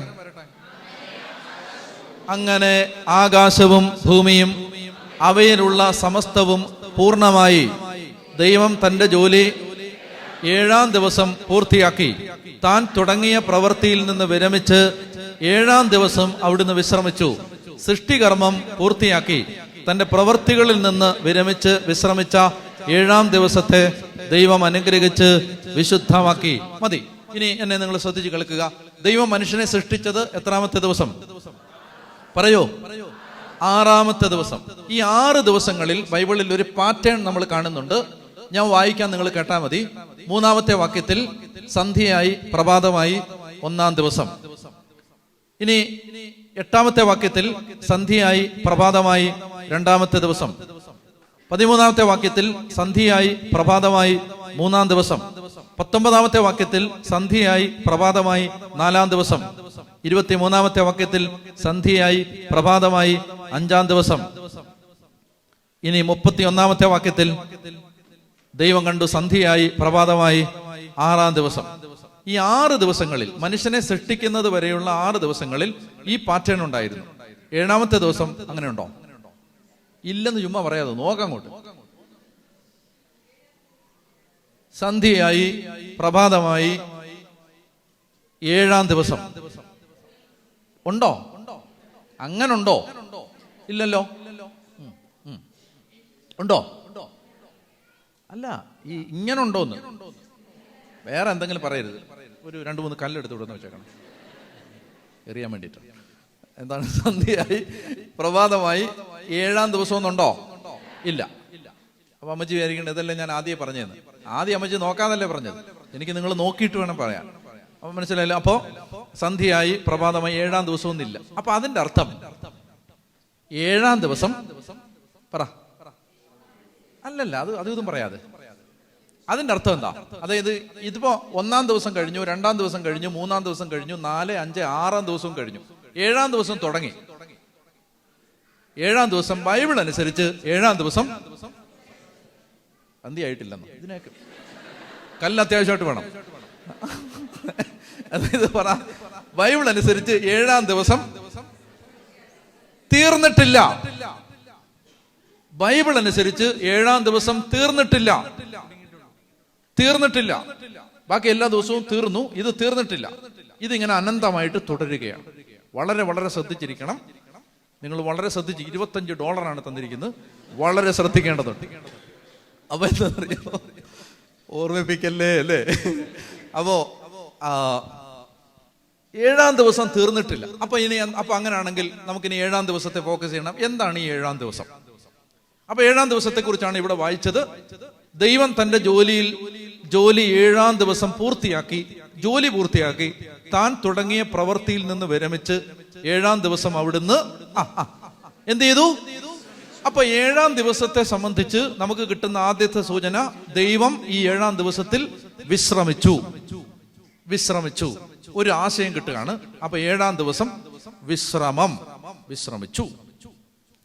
സൃഷ്ടികർമ്മം പൂർത്തിയാക്കി തന്റെ പ്രവൃത്തികളിൽ നിന്ന് വിരമിച്ച് വിശ്രമിച്ച 7-ാം ദിവസത്തെ ദൈവം അനുഗ്രഹിച്ച് വിശുദ്ധമാക്കി. രണ്ടാമത്തേത്, God blessed it and made it holy. അപ്പോ a holy day of complete. ഈ വായിച്ച വാക്യങ്ങളിൽ നിന്ന് 7th day is the holy day of rest. ദൈവമേ, ഒരു ശകലം ബുദ്ധിയുള്ള ഒരെണ്ണം പോലും. That is a holy day of rest. വിശ്രമിക്കാനുള്ള വിശുദ്ധ ദിവസം. 7-ാം ദിവസം. ഇനി അടുത്ത കാര്യത്തിലേക്ക് വരികയാണ്. Listen to me. മനുഷ്യനെ ദൈവം സൃഷ്ടിച്ചത് എത്രാം ദിവസം? ഉത്തരം പറയണം. 6-ാം ദിവസം. വിശ്രമിച്ചത് എത്രാം ദിവസം? 7-ാം ദിവസം. മനുഷ്യനെ ദൈവം സൃഷ്ടിക്കുമ്പോൾ ആദത്തിന് എത്ര വയസ്സുണ്ടായിരുന്നു? അങ്ങനെ ഇതുവരെ നമ്മൾ ചിന്തിച്ചിട്ടില്ലല്ലോ. ആദത്തെ ദൈവം സൃഷ്ടിച്ചപ്പോ ആദത്തിന് എത്ര വയസ്സുണ്ടായിരുന്നു? നിങ്ങൾ ജനിച്ചപ്പോ നിങ്ങൾക്ക് എത്ര വയസ്സുണ്ടായിരുന്നു? ആദത്തെയും ഹവ്വയും ദൈവം സൃഷ്ടിച്ച ദിവസം, സൃഷ്ടിച്ച സമയത്ത് ആദത്തിന് ഹവ്വയ്ക്ക് എത്ര വയസ്സ് കാണും? എന്തായാലും കുഞ്ഞുങ്ങളല്ലല്ലോ, ലല്ലബി പാടുന്ന സമയമല്ലല്ലോ. അല്ല, പിന്നെ 10-25 വയസ്സ്. നമുക്ക് ഒരു ആർഗ്യുമെന്റിന് വേണ്ടി ഒരു 33 വയസ്സെന്ന് പറയാം. കാരണം വരാൻ പോകുന്ന ദൈവപുത്രന്റെ സാദൃശ്യത്തിലാണ് ആദം സൃഷ്ടിക്കപ്പെട്ടത്. അതുകൊണ്ട് നമുക്കൊരു ആർഗ്യുമെന്റിന് വേണ്ടി പറയാം, ആദത്തിനും ഹവ്വയ്ക്കും ഏതാണ്ട് ഒരു 30-33 വയസ്സ് പ്രായം കാണുമായിരിക്കും. അപ്പൊ ഒത്ത ഒരു ചെറുപ്പക്കാരനും അതുപോലത്തെ പരിപാടികളാണ് ഒപ്പിച്ചു വെച്ചത്. അപ്പൊ തീരെ കുഞ്ഞുങ്ങളല്ല. അപ്പോ ഇനി എന്നെ ശ്രദ്ധിക്കുക. അപ്പൊ 6-ാം ദിവസം അവർ സൃഷ്ടി കഴിഞ്ഞ് ആദവും ഹവ്വയും ചെയ്ത ആദ്യത്തെ പ്രവൃത്തി എന്തായിരിക്കും?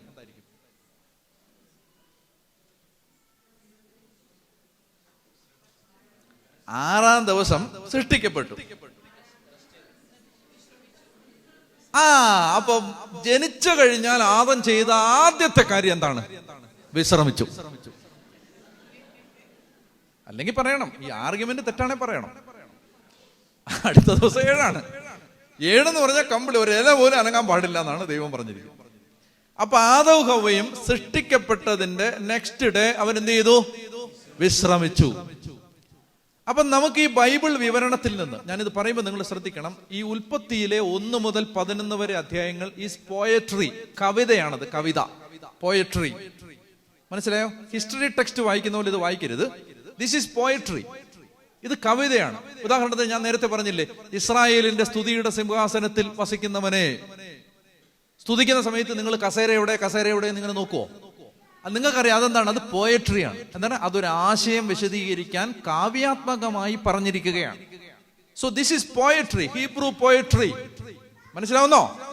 ഉൽപ്പത്തി, Genesis chapter 1 to 11 is Hebrew poetry. Catechism of the Catholic Church പറയുന്നുണ്ട്, ആലങ്കാരിക ഭാഷയിൽ, ഫിഗറേറ്റീവ് ലാംഗ്വേജില് അടിസ്ഥാന തത്വങ്ങള് പരിശുദ്ധാത്മാവ് നമ്മളെ പഠിപ്പിക്കുകയാണ് 1 മുതൽ 11 വരെ അധ്യായങ്ങളിൽ.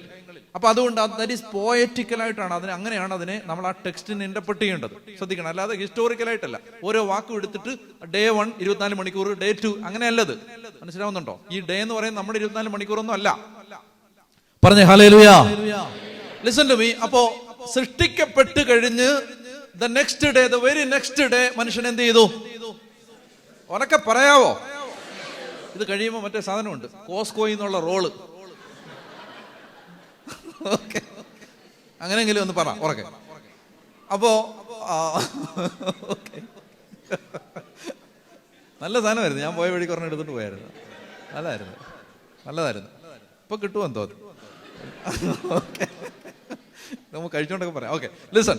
അപ്പോ പിന്നെ സൃഷ്ടിക്കപ്പെട്ടതിന്റെ നെക്സ്റ്റ് ഡേ ആദവും ഹവ്വയും എന്ത് ചെയ്തു? വിശ്രമിച്ചു. അപ്പൊ നമുക്കിത് വായിക്കുമ്പോ, ഈ കവിത വായിക്കുമ്പോ നമുക്ക് തോന്നുകയാണ്, what God is going to communicate with us. ദൈവം എന്താ നമ്മളോട് പറയാൻ ശ്രമിക്കുന്നത്? നമുക്ക് തോന്നുകയാണ് ദൈവം നമ്മളോട് പറയുകയാണ്, ആദം, ഹവ്വ, മനുഷ്യ, നിന്നെ ഞാൻ സൃഷ്ടിച്ചത് വിശ്രമിക്കാൻ വേണ്ടിയിട്ടാണ്. I have created you so that you may take rest. Listen, ഞാൻ വളരെ നിങ്ങൾ ഇതിനൊരു ശരിക്കും ഒരു $75 തരേണ്ടതാണ്. അപ്പോൾ അത്രയും ഗ്രാവിറ്റിയുള്ള കാര്യമാണ് ഞാൻ പറയാൻ പോണത്. എന്ന് പറഞ്ഞാൽ ഇത് ഞാൻ ബൈബിളിന്റെ ഏറ്റവും സട്ടിലായ സൂക്ഷ്മമായ ചില മേഖലകളിലേക്ക് നിങ്ങളെ കൊണ്ടുപോവുകയാണ്. നിങ്ങൾക്ക് ഇതൊന്ന് കിട്ടിക്കഴിഞ്ഞാൽ നിങ്ങൾ ഹോൾ ബൈബിൾ നിങ്ങൾക്ക് മനസ്സിലാക്കാനുള്ള ഒരു ക്യാപ്സൂളാണ് ഞാൻ തരാൻ പോണത്. അപ്പൊ അതുകൊണ്ട് അത്രയും ലിസൺ ചെയ്ത് നിങ്ങൾ എൻ്റെ കൂടെ വരണം. മനസ്സിലായോ? നിങ്ങൾ ശ്രദ്ധിക്കുന്നില്ല എന്ന് തോന്നിയാൽ എനിക്ക് ഈ അനോയിന്റിങ് പോവും, പിന്നെ എനിക്ക് പറയാനൊരു സാധനം പോവും. അപ്പോൾ നന്നായിട്ട് നിങ്ങൾ അത് അത്രയും ക്യാച്ച് ചെയ്യാൻ വേണ്ടി ഇരിക്കണം. നിങ്ങൾ വളരെ സീരിയസ് ആയ നല്ല ഗ്രൂപ്പാന്ന് തോന്നിയോണ്ടാണ് ഞാൻ ഇങ്ങനെയുള്ള കാര്യങ്ങൾ എടുക്കുന്നത്. ഇല്ലെങ്കിൽ ഞാൻ മറ്റേ സക്കബൂസ് മരത്തിൽ നിന്ന് ഇറങ്ങിയതൊക്കെയാണ് സാധാരണ പറഞ്ഞേ ഹല്ലേലൂയ. അപ്പൊ അത് വളരെ ശ്രദ്ധിക്കണം. സോ നമുക്ക് തോന്നുകയാണ് ദൈവം നമ്മളോട് പറയുകയാണ്, ഞാൻ നിന്നെ സൃഷ്ടിച്ചത് റെസ്റ്റ് എടുക്കാൻ വേണ്ടിയിട്ട്. അതുകൊണ്ട് സൃഷ്ടിച്ചു കഴിഞ്ഞ ഉടനെ ഞാൻ എന്ത് ചെയ്തു? 7-ാമത്തെ ദിവസം ഞാൻ റെസ്റ്റ്, ഹോളിഡേ ഓഫ് റെസ്റ്റ് ആക്കി തന്നിട്ടുണ്ട്. അപ്പോൾ നമ്മൾ മനസ്സിലാക്കുന്നു, 7-ാമത്തെ ദിവസത്തിന് വേണ്ടിയായിരുന്നു 6-ാമത്തെ ദിവസം. ഞാൻ എന്താ പറഞ്ഞേ? 7-ാമത്തെ ദിവസത്തിന് വേണ്ടിയായിരുന്നു 6-ാമത്തെ ദിവസം. 6-ാമത്തെ ദിവസം മനുഷ്യനെ സൃഷ്ടിച്ചത് 7-ാം ദിനത്തിന് വേണ്ടിയായിരുന്നു. അപ്പോ 7-ാം ദിനത്തെ മനുഷ്യൻ മറന്നാൽ 6-ാം ദിനത്തിൽ സൃഷ്ടിക്കപ്പെട്ട മനുഷ്യന് അപര്യാപ്തതകൾ ഉണ്ടാവും, കുറവുകൾ ഉണ്ടാവും. അവന്റെ ഫുൾഫിൽമെന്റ് നടക്കില്ല. 7-ാമത്തെ ദിവസത്തെ മറന്ന 6-ാം ദിവസത്തിന് പോരായ്മകളുണ്ട്, ഡെഫിഷ്യൻസി ഉണ്ട്, പോരായ്മകളുണ്ട്. 7-ാമത്തെ ദിനത്തെ മറക്കാൻ പാടില്ല എന്ന് പറഞ്ഞാൽ ആ 7-ാമത്തെ ദിവസം എന്താണ്? അതാണ് നമ്മൾ ഇനി കാണാൻ പോകുന്നത്. റെസ്റ്റ്. 2 കാര്യങ്ങളാണ് 7-ാം ദിവസം ചെയ്യാൻ ദൈവം ആവശ്യപ്പെടുന്നത്. 1 വിശ്രമിക്കണം, 2 ആരാധിക്കണം. പറഞ്ഞേ, 1 വിശ്രമിക്കണം, 2 ആരാധിക്കണം. 7-ാം ദിവസത്തെ ബൈബിൾ വിഭാവന ചെയ്യുന്നത് 2 മേഖലകളിലായിട്ടാണ്. 1 വിശ്രമിക്കണം, 2 ആരാധിക്കണം. You need to take rest and you need to worship. വിശ്രമിക്കണം, ആരാധിക്കണം. ശ്രദ്ധിക്കുക, ആരാധിക്കുമ്പോഴാണ് വിശ്രമം കിട്ടുന്നത്. ആരാധിക്കുമ്പോഴാണ് വിശ്രമം കിട്ടുന്നത്. നിങ്ങൾക്കത് മനസ്സിലായില്ലെന്ന് എനിക്ക് മനസ്സിലായി. അതുകൊണ്ട് മനസ്സിലാക്കാൻ വേണ്ടി ഞാൻ വേറൊരു ടെക്സ്റ്റിലേക്ക് നിങ്ങളെ കൊണ്ടുപോവാണ്. ഹെബ്രായ ലേഖനം 3-ാം അധ്യായം. എന്താണ് വിശ്രമം? ഹെബ്രായ ലേഖനം 3-ാമത്തെ അധ്യായത്തിൽ എന്താണ് ദൈവം ഉദ്ദേശിക്കുന്ന റെസ്റ്റ്? അത് നമ്മൾ കാണാൻ പോവാണ്. റെസ്റ്റ് 3-ാം അധ്യായം, ഹെബ്രായ ലേഖനം 3-ാം അധ്യായം 7 മുതലുള്ള വാക്യങ്ങൾ. മടുത്തോ നിങ്ങൾ? പെട്ടെന്ന് വിടാവേ, ഇതൊന്ന് തീർത്തിട്ട് എഴുന്നേക്കണോ? ഇപ്പം വേണ്ട. എഴുന്നേക്കണമെങ്കിൽ അങ്ങ് എഴുന്നേറ്റോണം, എന്നിട്ട് ഇരുന്നാൽ മതി കേട്ടോ.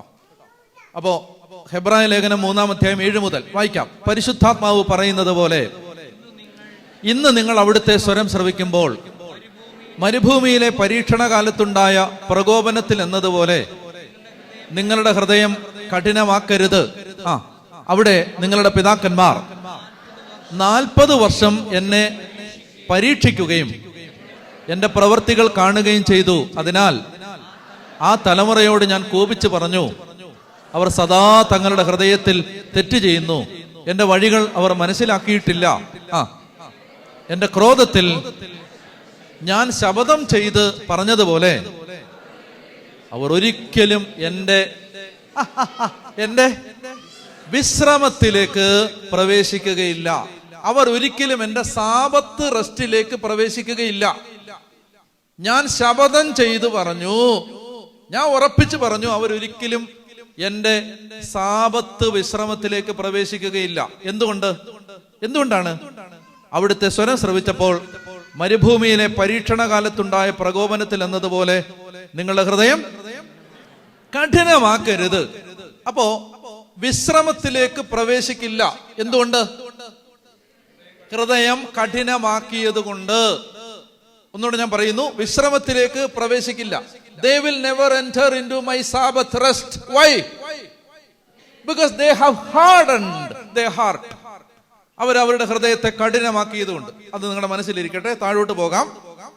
ഇനി അതിന്റെ വിശദീകരണമാണ്. ഹൃദയത്തെ കഠിനമാക്കി എന്നതിന്റെ അർത്ഥം എന്താണ്? വാക്യം 12. എന്റെ സഹോദരരെ, ജീവിക്കുന്ന ദൈവത്തിൽ നിന്ന് നിങ്ങളിൽ ആരും അവിടെ കിട്ടി, ഒരു വാക്ക് കിട്ടി. എന്താണ്? വിശ്വാസരഹിതമായ ദുഷ്ടഹൃദയം. അപ്പോ കഠിന ഹൃദയം എന്നൊരു വാക്ക് നേരത്തെ കിട്ടിയായിരുന്നു. ഇവിടെ വേറൊരു വാക്ക് കിട്ടി. എന്താണത്? ദുഷ്ടഹൃദയം. ആ ദുഷ്ടഹൃദയത്തിന്റെ എക്സ്പ്ലനേഷൻ അവിടെ തന്നെ ഉണ്ട്. എന്താണ്? എന്റെ സഹോദരനെ, ജീവിക്കുന്ന ദൈവത്തിൽ നിന്ന് നിങ്ങളിൽ ആരും വിശ്വാസരഹിതമായ വിശ്വാസമില്ലാത്ത ഹൃദയത്തെ ബൈബിൾ വിളിക്കുന്ന പേരാണ് ദുഷ്ടഹൃദയം. അപ്പൊ ഇപ്പൊ 2 വാക്കുകൾ കിട്ടി. കഠിന ഹൃദയം, ദുഷ്ടഹൃദയം. ഇത് രണ്ടും എന്താണെന്ന് ചോദിച്ചാൽ അതിന്റെ എക്സ്പ്ലനേഷനും കിട്ടി. എന്താണത്? വിശ്വാസമില്ലാത്ത ഹൃദയം. വിശ്വാസമില്ലാത്ത ഹൃദയം. ഇനി അടുത്തത്, ഇന്ന് എന്ന് വിളിക്കപ്പെടുന്ന, ഒന്നോണെന്ന് വായിക്കാവോ? ഇന്ന് എന്ന് വിളിക്കപ്പെടുന്ന ദിവസങ്ങൾ ഉള്ള കാലത്തോളം എല്ലാ ദിവസവും നിങ്ങൾ പരസ്പരം ഉപദേശിക്കുവിൻ. ഇത് നിങ്ങൾ പാപത്തിന്റെ വഞ്ചനയാൽ കഠിനഹൃദയരാകാതിരിക്കാനാണ്. അടുത്തത്, കഠിനഹൃദയത്തിന്റെ വേറൊരു എക്സ്പ്ലനേഷൻ കിട്ടി. പാപം നിറഞ്ഞ ഹൃദയം. അപ്പൊ കഠിനഹൃദയം. വേറൊരു വാക്ക് കിട്ടി, ദുഷ്ടഹൃദയം. അതിന്റെ ഒരു വിശദീകരണം കിട്ടിയായിരുന്നു, വിശ്വാസമില്ലാത്ത ഹൃദയം. ഇപ്പൊ അതിന്റെ രണ്ടാമത്തെ ഒരു എക്സ്പ്ലനേഷൻ കിട്ടി, പാപം നിറഞ്ഞ ഹൃദയം. ഓക്കെ. അടുത്തത് എന്തെന്നാൽ, നമ്മുടെ ആദ്യ വിശ്വാസത്തെ അവസാനം വരെ മുറുകെ പിടിക്കുമെങ്കിൽ മാത്രമേ. നല്ല ബുദ്ധിയുള്ളവർക്ക് ഉത്തരം പറയാൻ പറ്റും. നല്ല ബുദ്ധിയുള്ളവർക്ക്. ലിസൺ, ചോദ്യം ശ്രദ്ധിക്കണം. ഒരുപാട് കുട്ടികൾ പരീക്ഷ തോറ്റുപോയത് ഉത്തരം അറിയാഞ്ഞിട്ടല്ല, ചോദ്യം മനസ്സിലാവാഞ്ഞിട്ടാണ്. ചോദ്യം മനസ്സിലാക്കണം. ചോദ്യം ഇതാണ്: നിങ്ങളുടെ ആദ്യ വിശ്വാസത്തെ അവസാനം വരെ മുറുകെ പിടിക്കുമെങ്കിൽ മാത്രമേ നിങ്ങൾ ക്രിസ്തുവിൽ പങ്കുകാരാകുകയുള്ളൂ. നമ്മൾ പറഞ്ഞുകൊണ്ട് വന്ന വിഷയം അനുസരിച്ച്, നമ്മൾ പറഞ്ഞുകൊണ്ട് വന്ന ആശയങ്ങളുടെ വെളിച്ചത്തിൽ ഞാൻ ചോദിക്കുകയാണ്, ക്രിസ്തുവിൽ പങ്കുകാരാവുക എന്നതിന് മറ്റൊരു പദം പറയാമോ?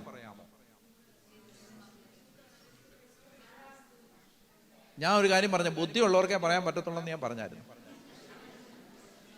നമ്മൾ ഇത്രയും നേരം പറഞ്ഞുകൊണ്ട് വന്ന കാര്യങ്ങളുടെ വെളിച്ചത്തിൽ ഞാൻ ചോദിക്കുകയാണ് നിങ്ങളോട്, ക്രിസ്തുവിൽ പങ്കുകാരാവുകയുള്ളൂ, നിങ്ങളുടെ ആദ്യ വിശ്വാസത്തെ അവസാനം വരെ മുറുകെ പിടിച്ചാൽ മാത്രമേ നിങ്ങൾ ക്രിസ്തുവിൽ പങ്കുകാരാവുകയുള്ളൂ എന്ന് പറയുന്നതിന് വേറൊരു പാരാഫ്രൈസ്,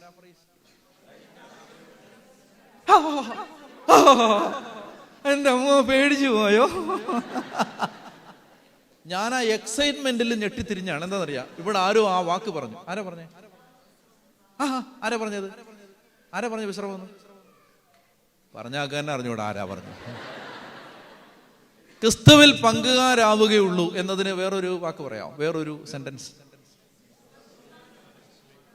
ആദ്യം പറയരുത്. ആരാ? somebody told. വിശ്രമത്തിലേക്ക് പ്രവേശിക്കുക. ബുദ്ധിമുട്ടാ മോനെ നിനക്ക്? പിന്നെ എന്റെ സംശയം എന്താണ് എട്ടി തോറ്റുപോയെന്നുള്ളതാണ്. അതായത് നീ പറഞ്ഞാണ് കറക്റ്റ്. എന്നാൽ ക്രിസ്തുവിൽ പങ്കുകാരാവുകയുള്ളൂ എന്ന് പറഞ്ഞാൽ അതിന്റെ അർത്ഥം എന്റെ വിശ്രമത്തിലേക്ക് പ്രവേശിക്കും. നമ്മൾ അതിനെക്കുറിച്ചല്ലേ പറഞ്ഞുകൊണ്ട് വന്നേ. നമ്മൾ വിശ്രമ, സാബത്ത്, റെസ്റ്റിനെ കുറിച്ച് പറഞ്ഞുകൊണ്ട് വന്നതിന്റെ വെളിച്ചത്തിലാണ് നമ്മൾ പറഞ്ഞത്. എന്ത് പറഞ്ഞത്?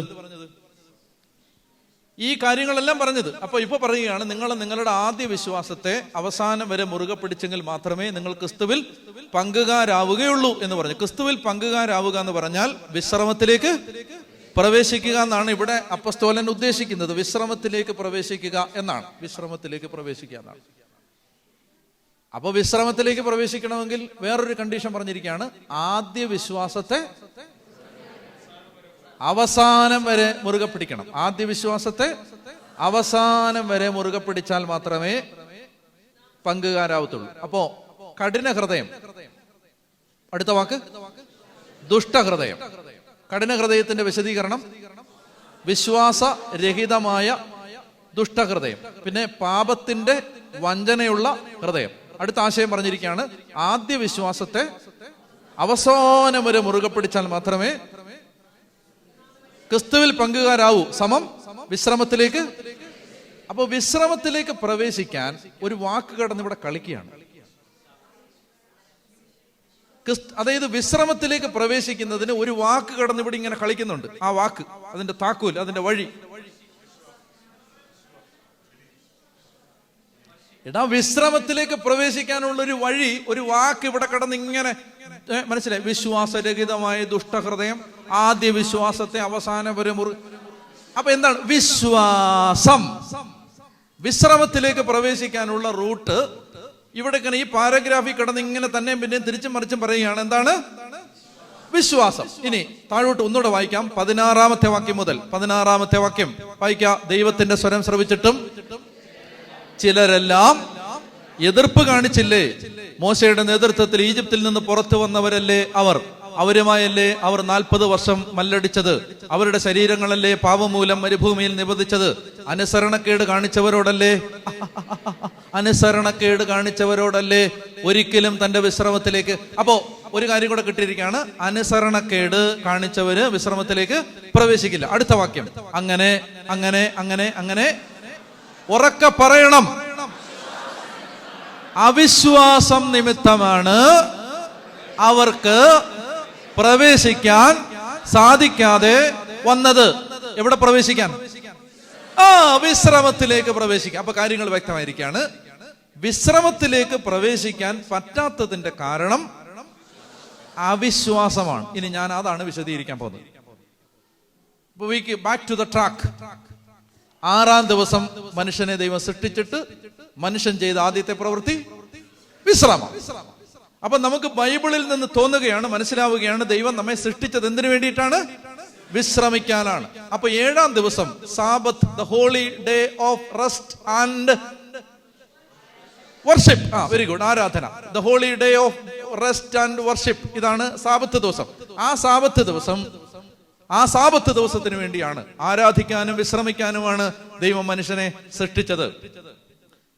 വിശ്രമിക്കുക. അപ്പോ ഞാൻ നിങ്ങളോട് പറഞ്ഞിരുന്നു, ആരാധിക്കുമ്പോഴാണ് എന്ത് കിട്ടുന്നത്? വിശ്രമം കിട്ടുന്നത്. വിശ്രമം. ഇനി വിശ്രമത്തെ വിശദീകരിക്കേണ്ടതുണ്ട്.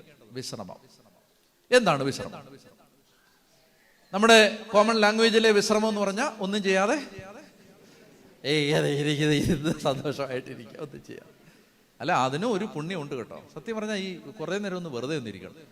നിങ്ങളിങ്ങനെ ആലോചിച്ച് നോക്കണം. എന്താ പറയുക, നമ്മളിങ്ങനെ ഇങ്ങനെ ഫോണ് ഇങ്ങനെ കയ്യിൽ വെച്ചിട്ട് എന്ത് ചെയ്യണം? ഫോൺ കയ്യിൽ വെച്ചിട്ട് കുറച്ചു നേരം ഇങ്ങനെ ഇരിക്കണം. എന്നിട്ട് നോക്കണം, ഫോൺ എടുക്കാനുള്ള ടെൻഡൻസി വരുമോ? വരുമോന്നോ? നമുക്ക് വെറുതെ ഇരിക്കാൻ പറ്റത്തില്ല. സത്യം പറഞ്ഞാൽ വെറുതെ ഇരിക്കാനായിട്ട്, വെറുതെ ഇരിക്കുന്ന സമയത്ത് നമുക്ക് എന്തെങ്കിലും ചെയ്തുകൊണ്ടിരിക്കണം. ഒന്നും അല്ലെങ്കിൽ ടി വി എടുത്ത്, റിമോട്ട് എടുത്ത് ടി വിയിൽ ചാനലെങ്കിലും മാറ്റിക്കും. വായിച്ച പത്രം തന്നെ 17 തവണ പിന്നെ വായിച്ചുകൊണ്ടിരിക്കണം. നമുക്ക് വെറുതെ ഒന്നിരുന്ന് നോക്കണം. വെറുതെ ഒന്നും ചെയ്യാതെ വിശ്രമം എന്ന് പറഞ്ഞാൽ നമ്മൾ സാധാരണ ഉദ്ദേശിക്കുന്ന അതാണ്. എന്നാൽ ദൈവം ഉദ്ദേശിച്ച സാബത്ത് വിശ്രമം, ലിസൺ, വളരെ പ്രധാനപ്പെട്ട. ഇത് പോയാൽ ബാക്കി ഇത് ഹോൾ എഡിഫിസ് താഴെ പോവും, ഇതിന്റെ സ്ട്രക്ചർ മുഴുവൻ പോവും. അതുകൊണ്ട് നിങ്ങൾ നന്നായിട്ട് ശ്രദ്ധിക്കണം. എന്താണ് ദൈവം ഉദ്ദേശിച്ച വിശ്രമം? അതായത് നമ്മൾ ദൈവത്തിന്റെ വിശ്രമത്തിലാണ് എന്ന് പറഞ്ഞാൽ എന്താണ് അതിന്റെ അർത്ഥം? ഞാനൊന്ന് ഇരിക്കുകയാണ്, ഒരു ഉദാഹരണത്തിന് വേണ്ടിയാണ്. കൂട്ടത്തിൽ എനിക്കൊന്ന് ഇരിക്കുകയും ചെയ്യും. അതായത് നിങ്ങളിങ്ങനെ നോക്കിയേ, ഞാനിവിടെ സമാധാനമായിട്ട് ഇരിക്കുകയാണ്, ഞാൻ വിശ്രമത്തിലാണ്. വിശ്രമിക്കുക എന്ന് പറഞ്ഞാൽ ബൈബിൾ ഉദ്ദേശിക്കുന്നത് എന്താണ്? നിങ്ങൾക്ക് മനസ്സിലാവുന്നതെല്ലാം ഉച്ചത്തിൽ പറയുക. ഞാൻ എഴുന്നേക്കില്ല, ഞാൻ ഇരുന്നുകൊണ്ട് തന്നെ പറയും. നിങ്ങൾ ഉച്ചത്തിൽ പറയുക. ദൈവത്തിന്റെ വിശ്രമം എന്ന് പറഞ്ഞാൽ നിങ്ങൾ എന്താ മനസ്സിലാക്കുന്നത്? ദൈവത്തിന്റെ കൂടെ ഇരിക്കുക, ആരാധനയിലായിരിക്കുക,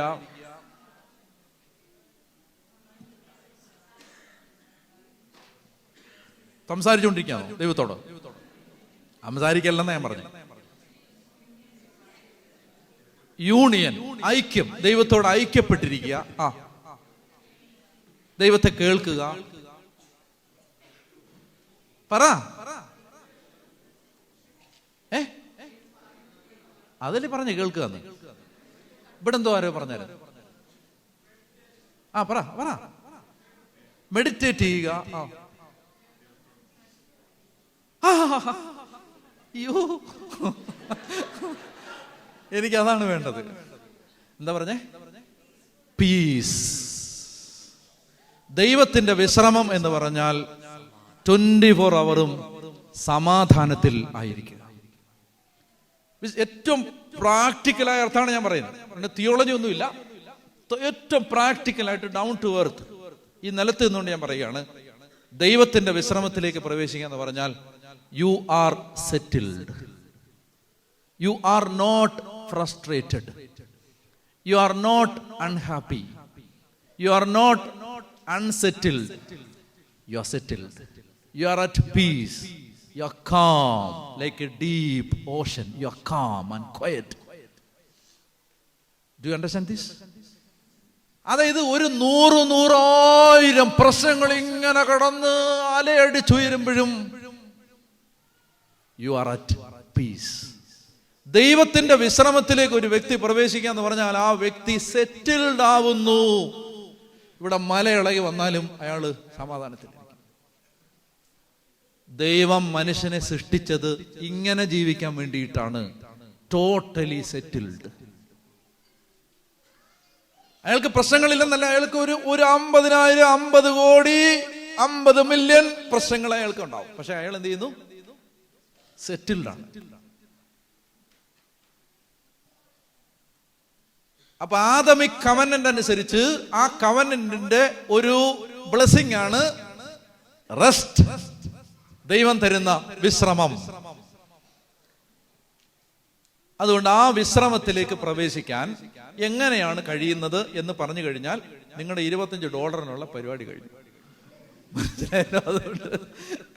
അതുകൊണ്ട് ശ്രദ്ധിച്ച് കേൾക്കുക. നമ്മൾ ഉൽപ്പത്തി പുസ്തകത്തിന്റെ 2-ാം അധ്യായത്തിലേക്ക് പോകുന്നു. മടുക്കുന്നുണ്ടോ?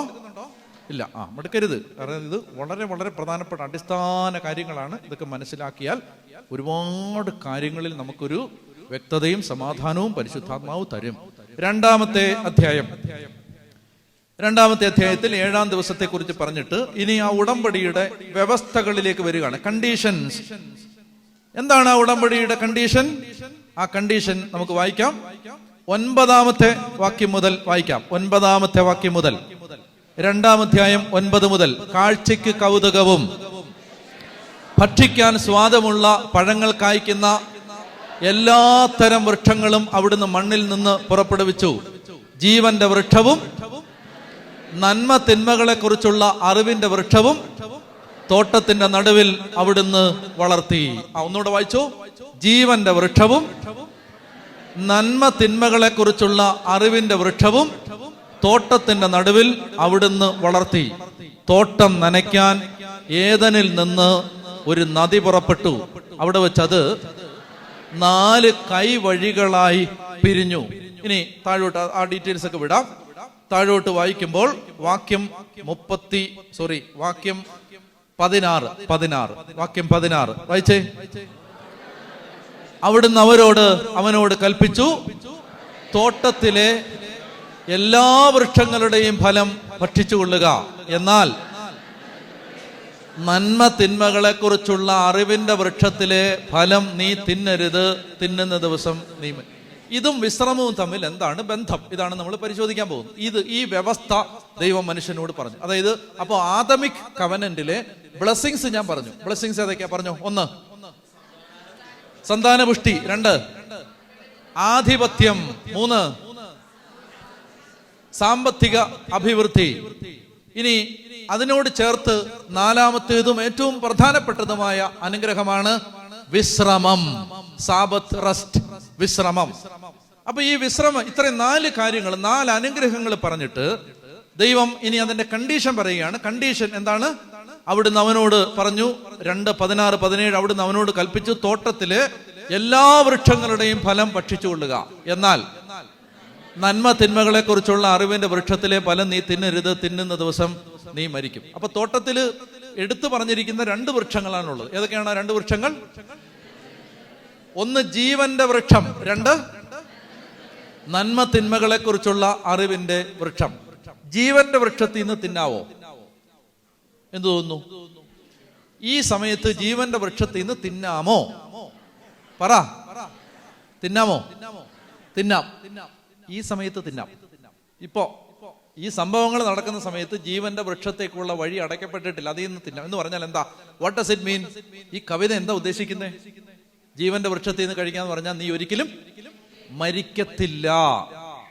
ദൈവം മരണത്തെ സൃഷ്ടിച്ചില്ല. ഈ ഭൂമിയിൽ നിങ്ങൾ ശ്രദ്ധിച്ചിട്ടുണ്ടോ? ബൈബിളില് ഒരുപാട് ആളുകൾക്ക് ഭയങ്കര ഒരു വട്ടിക്കോൾ, അവര് വല്ലാതെ അസ്വസ്ഥര എന്ന് പറയും. ആദം 937 വർഷം ജീവിച്ചു, നോഹ 150. ചുമ്മാ വെറുതെ തട്ടിപ്പ്. ഇതൊക്കെ ആരോട് പറഞ്ഞു? ഇതൊക്കെ നമ്മളിങ്ങനെ അത്ഭുതപ്പെടും. അല്ലെ, നമ്മൾ വിചാരിക്കും ഇങ്ങനെയൊക്കെ ഒരു മര്യാദയൊക്കെ വേണ്ടേ? 95, 98, 110, 120 വരെ പൊക്കോ, ഞങ്ങൾക്ക് കുഴപ്പമില്ല. 380 കൊല്ലം, 967 കൊല്ലം എന്നൊക്കെ എഴുതിയത് എന്തുകൊണ്ടാണ്? നിങ്ങൾ ശ്രദ്ധിച്ചിട്ടുണ്ടോ? ബൈബിൾ എഴുത്തുകാരന് 930 കൊല്ലം ഒരാൾ ജീവിച്ചു എന്ന് പറഞ്ഞതായിരുന്നില്ല അത്ഭുതം, മറിച്ച് ഒരാള് മരിച്ചു എന്ന് പറഞ്ഞതായിരുന്നു അത്ഭുതം. It is other way. നമുക്കെന്താ അത്ഭുതം? 937 കൊല്ലം ജീവിച്ചോ, ഇതാണ് നമ്മുടെ അത്ഭുതം. ബൈബിൾ എഴുതുന്ന അത്ഭുതം എന്താ അറിയാം? അവൻ മരിച്ചു എന്ന കാരണം എന്താണ്? ഒറിജിനലി ദൈവം മനുഷ്യനെ സൃഷ്ടിച്ചത് മരിക്കാൻ വേണ്ടിയിട്ടല്ല. കേൾക്കുന്നുണ്ടോ? ലിസൺ. കുട്ടികളെ നിയന്ത്രിച്ചോണേ. അതായത് മരിക്കാൻ വേണ്ടിയിട്ടല്ല ദൈവം മനുഷ്യനെ സൃഷ്ടിച്ചത്, മരിക്കാൻ വേണ്ടിയിട്ടല്ല, മറിച്ച് എന്നേക്കും ജീവിച്ചിരിക്കാൻ വേണ്ടിയിട്ടാണ്. ജീവന്റെ വൃക്ഷത്തിലേക്കുള്ള വഴി അടയ്ക്കപ്പെട്ടിട്ടില്ലായിരുന്നു. വ്യവസ്ഥ ഇത്രയേ ഉള്ളൂ: നന്മ തിന്മകളുടെ അറിവിന്റെ വൃക്ഷത്തിൽ നിന്ന് പഴം പറിച്ച് തിന്നരുത്. എന്താണ് അതിന്റെ അർത്ഥം? അർത്ഥം ഇത്രയേ ഉള്ളൂ. ലിസൺ, എന്നെ നന്നായി ശ്രദ്ധിക്കണം. ഇതൊക്കെ ബേസിക് ഇൻഫർമേഷൻസ് ആണ്, നന്നായി ശ്രദ്ധിക്കണം. നന്മ തിന്മകളെ കുറിച്ച് അറിവിന്റെ വൃക്ഷത്തിൽ നിന്ന് പഴം പറിച്ച് തിന്നരുതെന്ന് പറഞ്ഞാൽ, മനുഷ്യ, നീ എന്റെ ആരാ? നീ എന്റെ മകനാ. ഹവ്വ, നീ എന്റെ മകളാണ്. നിന്റെ ജീവിതത്തിലെ നന്മയും തിന്മയും നീ തീരുമാനിക്കരുത്.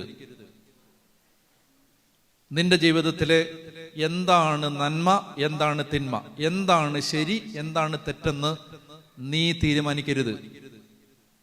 ട്രൂത്തിന്റെ പ്രിൻസിപ്പിള് നീയല്ല. ശ്രദ്ധിക്കണം, ഒരു 10-27 തിയറികളുണ്ട് തത്വശാസ്ത്രത്തിൽ. എന്താണ് സത്യം?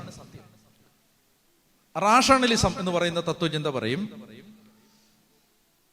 യുക്തിഭദ്രമായതാണ് സത്യം. What is rational? Truth is what is reasonable. അതായത് ഒരു കാര്യം റീസണബിൾ ആണ്. എന്താണ്? ദാഹിച്ചിരിക്കുമ്പോൾ ഈ കുടിക്കാൻ ഈ വെള്ളം കൊള്ളാം എന്ന് പറയുന്ന ഒരു സത്യമാണ്. അതെന്താണ്? This is reasonable. കുടിക്കണം, ദാഹം വരുമ്പോൾ കുടിക്കണം. ഇത് ഈ ഉദാഹരണം പറയാൻ വേണ്ടി പറഞ്ഞല്ല, ഇത് കുടിക്കാൻ വേണ്ടി പറഞ്ഞാൽ.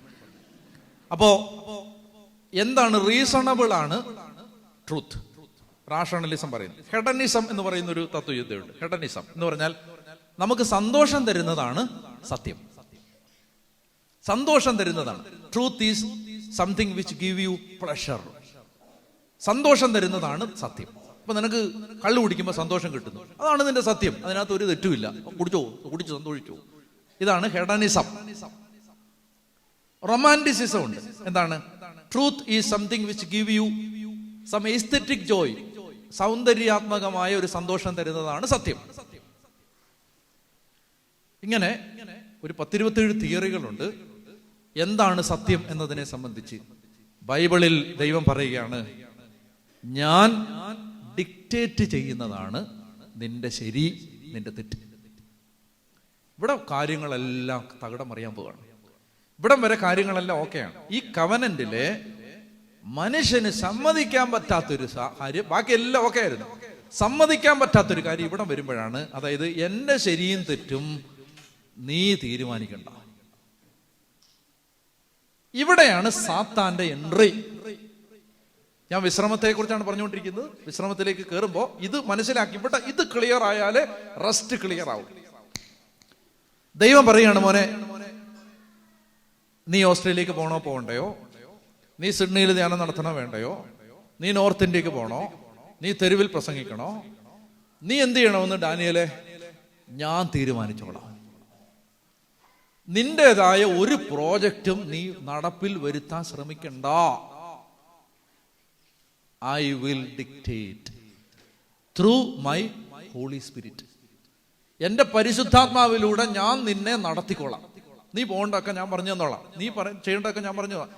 ഇതാണ് original plan of humanity, original plan of God about human beings. എന്താണ്? ഞാൻ പറഞ്ഞു തരാടാ.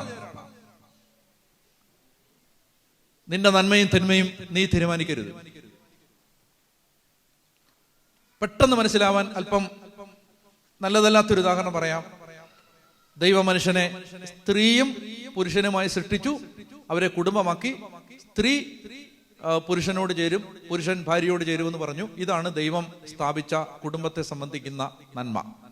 എന്നാൽ ഒരു സമൂഹം തീരുമാനിക്കുകയാണ് ആണും ചേർന്നാണ് കുടുംബം ഉണ്ടാക്കുന്നതെന്ന് പറയുമ്പോൾ ആ സമൂഹം പറയുകയാണ്, ഞങ്ങളുടെ ശരിയും തെറ്റും ഞങ്ങൾ തീരുമാനിച്ചോളാം, നീ തീരുമാനിക്കണ്ട. ഇപ്പൊ പിടികിട്ടാൻ വേണ്ടി പറ ഉദാഹരണമാണ്. അതായത് ആണും കല്യാണം കഴിച്ച് അതാണ് ഞങ്ങളുടെ കുടുംബം എന്ന് ഇതാണ് ഞങ്ങളുടെ ശരി, ഞങ്ങളുടെ ശരി നീ തീരുമാനിക്കണ്ട.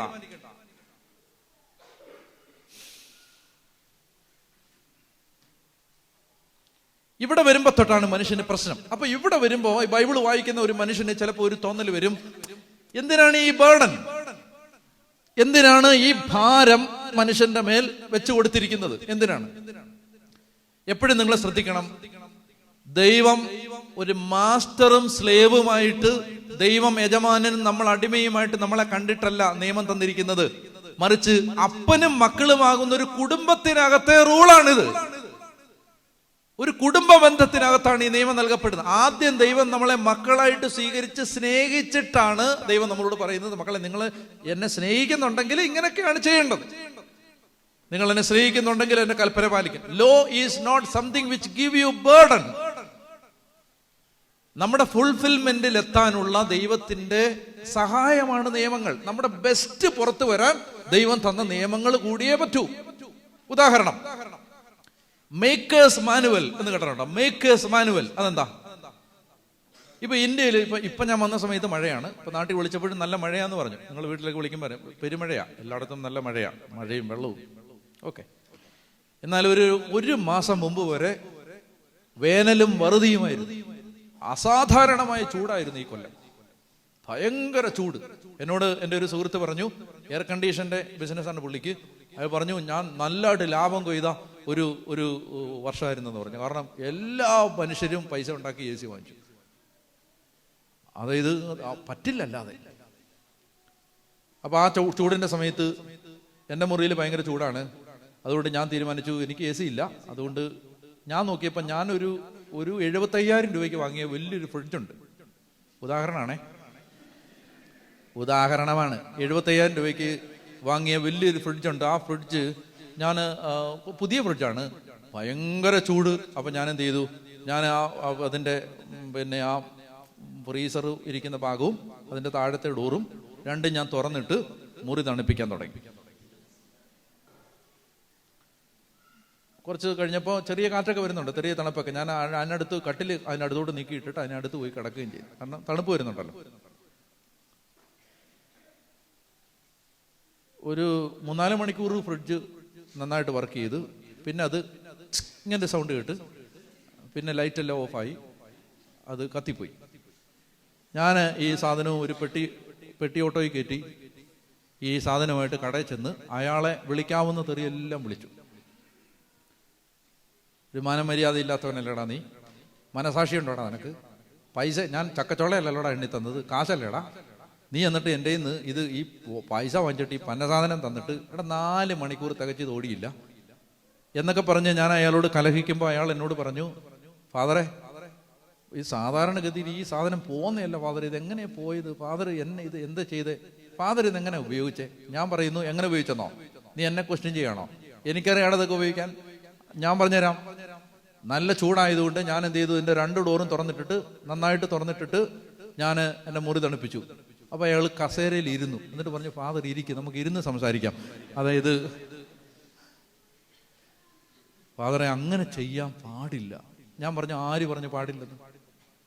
അപ്പോൾ അയാൾ എന്നോടൊരു കാര്യം പറയുകയാണ്, ഈ ഫ്രിഡ്ജ് തന്ന കൂട്ടത്തിൽ അതിൻ്റെ പെട്ടിക്കകത്ത് ആരും വായിക്കാത്തൊരു സാധനമുണ്ട്. അതിൻ്റെ പേരാണ് മേക്കേഴ്സ് മാനുവൽ. ഇതുണ്ടാക്കിയവൻ്റെ മാനുവലാണ്. അതായത് അവൻ ഇത് എഴുതി വെച്ചിരിക്കുകയാണ്, ഡൂസ് ആൻഡ് ഡോൺട്സ്. ഓസ്ട്രേലിയയിലുണ്ടോ അത്? ആ പേപ്പർ എല്ലായിടത്തും ഉണ്ട്. ആ പേപ്പർ നമ്മൾ ആദ്യം കളയുന്ന ആ പേപ്പറാണ്. അത് വായിക്കത്തില്ല. അത് വായിക്കാതെ എടുത്ത് ഉപയോഗമാ. Dos and ഡോൺട്സ്. എപ്പോഴെങ്കിലും ഈ സാധനം വർക്ക് ചെയ്യാതെ വരുന്ന സമയത്താണ് നമ്മൾ ഇത് പൊക്കി എടുത്ത് വായിക്കുന്നത്. അന്നേരമാണ് ഇതിനകത്ത് എന്തെല്ലാം ചെയ്യരുതെന്ന് പറഞ്ഞിട്ടുണ്ടോ അത് മുഴുവൻ ചെയ്തിട്ടുണ്ട്, ചെയ്യണമെന്ന് പറഞ്ഞൊന്നും ചെയ്തിട്ടുമില്ല. Dos and don'ts, makers manual. See, listen to me. ഒരു പ്രോഡക്റ്റിന്റെ ഫുൾ എഫിക്കേഷ്യസ് പെർഫോമൻസിന് മേക്കേഴ്സ് മാനുവല് കൃത്യമായിട്ട് പാലിച്ചിരിക്കണം. ഒരു പ്രോഡക്റ്റിന്റെ ബെസ്റ്റ് പെർഫോമൻസിന് ദൈവം തന്ന എല്ലാ നിയമങ്ങളും മേക്കേഴ്സ് മാനുവലാണ്. നമ്മുടെ ബെസ്റ്റ് പെർഫോമൻസിന് അത് നമ്മളെ സഹായിക്കും. അപ്പോൾ ഞാൻ പറഞ്ഞു വരുന്നത്, അങ്ങനെ വേണം, ആ കണ്ണിലൂടെ വേണം ദൈവം തന്ന നിയമങ്ങളെ കാണാൻ. അല്ല നിയമങ്ങൾ ഭാരമുള്ളതായിട്ട് കാണരുത്. അടുത്ത കാര്യം വേഗം അവസാനിപ്പിക്കാം. ലിസൺ. അങ്ങനെ വരുമ്പോൾ ദൈവം പറയുകയാണ്, നന്മതിന്മകളുടെ നിന്റെ നന്മയും തിന്മയും നീ തീരുമാനിക്കരുത്. ആ നന്മയും തിന്മയും ഞാൻ തീരുമാനിച്ചോളാം. എൻ്റെ പരിശുദ്ധാത്മാവിലൂടെ ഞാൻ നിനക്ക് പറഞ്ഞു തരാം. ഈ പശ്ചാത്തലത്തിലാണ് മനുഷ്യന്റെ ജീവിതത്തിലേക്ക്, ഈ ഏദന്റെ കന്നിമണ്ണിലേക്ക് പാപത്തിന്റെ കരിങ്കാള വിഷവുമായി ഈ മഹാനാഗം, ഈ മഹാസർപ്പം ഇഴഞ്ഞു കയറുന്നത്. ആ പാമ്പ്, പിശാച്, ആ പുരാതന സർപ്പം വന്ന് മനുഷ്യനോട് പറയാൻ ശ്രമിക്കുന്നത് ഇതാണ്: നിന്റെ നന്മയും തിന്മയും തീരുമാനിക്കേണ്ടത് ദൈവമല്ല. നിനക്ക് ബുദ്ധിയുണ്ട്, നിനക്ക് മനസ്സുണ്ട്, നിനക്ക് മനസ്സിന് ശക്തിയുണ്ട്, നിനക്ക് തീരുമാനിക്കാം. ദൈവം പറഞ്ഞതല്ല നിന്റെ ശരിയും തെറ്റും. ദൈവം പറഞ്ഞു നീ മരിക്കുമെന്ന്, സാത്താൻ പറയുന്നു നീ മരിക്കില്ല. നിങ്ങൾ ശ്രദ്ധിക്കുക, അപ്പനും മക്കളുമായി ദൈവം വിഭാവനം ചെയ്ത ഒരു കുടുംബ ബന്ധത്തിന്റെ ഉടമ്പടിക്കകത്തേക്ക് സംശയത്തിന്റെ വിഷ ചാർത്ത് ചിന്തിക്കൊണ്ട് സാത്താൻ പ്രവേശിച്ചിട്ട് സാത്താൻ പറയുന്നത്, ലിസൺ ടു മീ, വളരെ ശ്രദ്ധിക്കണം. സാത്താന്റെ ആർഗ്യുമെന്റ് ഇതാണ്: ദൈവം പറഞ്ഞത് തെറ്റാണ്, ദൈവം വഞ്ചകനാണ്, ദൈവത്തെ വിശ്വസിക്കാൻ കൊള്ളില്ല, ദൈവം പറഞ്ഞതല്ല ശരി, നിങ്ങൾ ഇത് തിന്നാൽ നിങ്ങൾ ദൈവത്തെ പോലെ ആകും. സാത്താൻ തകർത്തത് ദൈവത്തിലുള്ള ആദി മാതാപിതാക്കന്മാർക്ക് ദൈവത്തിലുള്ള, കംപ്ലീറ്റ് ദ സെന്റൻസ്, വിശ്വാസം, trust. He is my father. Whatever he says for me to do is true, is good for me, and he is my father. I am in a covenant relationship with my father through this Adamic covenant, and I belong to him and he belongs to me, and I am his son and he is my father. We are in a family. ഈ ബോധം അത് സാത്താൻ twist ചെയ്ത് കുറെ കാര്യങ്ങളൊക്കെ പറഞ്ഞിട്ട് തകർത്ത്, ഈ ട്രസ്റ്റ് തകർത്തിട്ട് ഇപ്പൊ ആദവും ഹവ്വയും ദൈവത്തെ കാണുന്നത് സംശയത്തിന്റെ കണ്ണുകളിലൂടെയാണ്. നോ, നമ്മൾ വിചാരിച്ചതുപോലല്ല. ദൈവത്തെ നമുക്ക് ട്രസ്റ്റ് ചെയ്യാൻ പറ്റില്ല. മാസ്റ്റർ സ്ലേവ് റിലേഷൻഷിപ്പിലേക്ക് ഈ കുടുംബ ബന്ധം, ഉടമ്പടിയിൽ നിന്ന് അവർ പുറത്തു കടന്ന് അടിമയും ഉടമയും തമ്മിലുള്ള ഒരു ബന്ധത്തിലേക്ക് മാറിയിട്ട് അവർ ദൈവത്തെ കാണുമ്പോൾ പേടിച്ച് ഒളിച്ച് ഇരിക്കുക.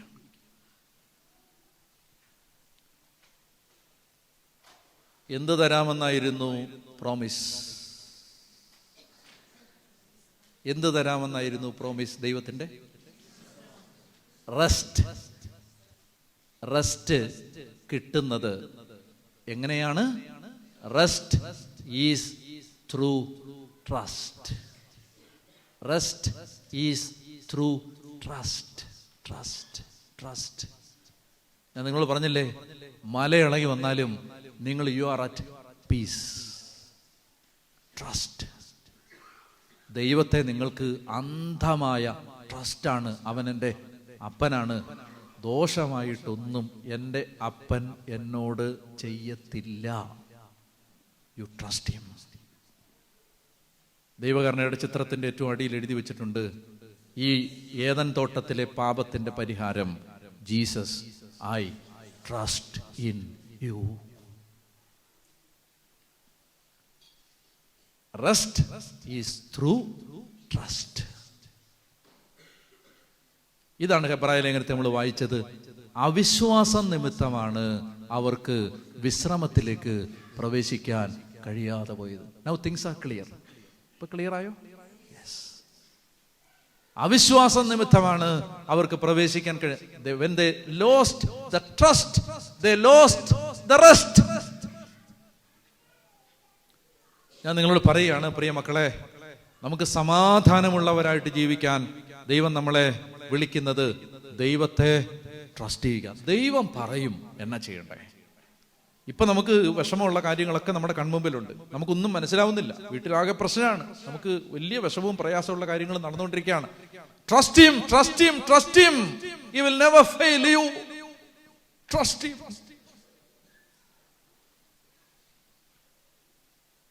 വിശ്രമം എങ്ങനെയാ? Trust, through trust. അപ്പൊ ആ വിശ്രമത്തിലേക്ക് ദൈവം നമ്മളെ വിളിക്കുകയാണ്. Thank you for listening. Hallelujah. അപ്പൊ അതുകൊണ്ട് ട്രസ്റ്റ് പ്രാർത്ഥിക്കണം. ഈശോയെ, എനിക്ക് നിന്നെ അന്ധമായിട്ട് വിശ്വസിക്കാനുള്ള ഒരു കൃപ തരണം. നിങ്ങൾ ഭയങ്കര സമാധാനത്തിലായിരിക്കും പിന്നെ, കാരണം എന്ത് സംഭവിച്ചാലും നിങ്ങൾ പിന്നെ ഇളകില്ല. മനസ്സിലായോ? അതാണ് ദാവീദ് പാടുന്നത്, ഒരു സൈന്യം തന്നെ എനിക്കെതിരെ പാളയമടിച്ചാലും എൻ്റെ ഹൃദയം ഭയം അറിയുകയില്ല. അമ്മയുടെ മടിയിൽ ശാന്തമായി ഉറങ്ങുന്ന കുഞ്ഞിനെ പോലെയാണ് എൻ്റെ ആത്മാവ്. കർത്താവ് എപ്പോഴും എൻ്റെ കൺമുമ്പിലുണ്ട്, അവിടുന്ന് എൻ്റെ വലതുഭാഗത്തുള്ളത് കൊണ്ട് ഞാൻ കുലുങ്ങുകയില്ല. ട്രസ്റ്റ്. എല്ലാ സാഹചര്യത്തിലും ദൈവത്തെ വിശ്വസിക്കാൻ പരിശുദ്ധാത്മാവ് നമ്മളെ വിളിക്കുകയാണ്.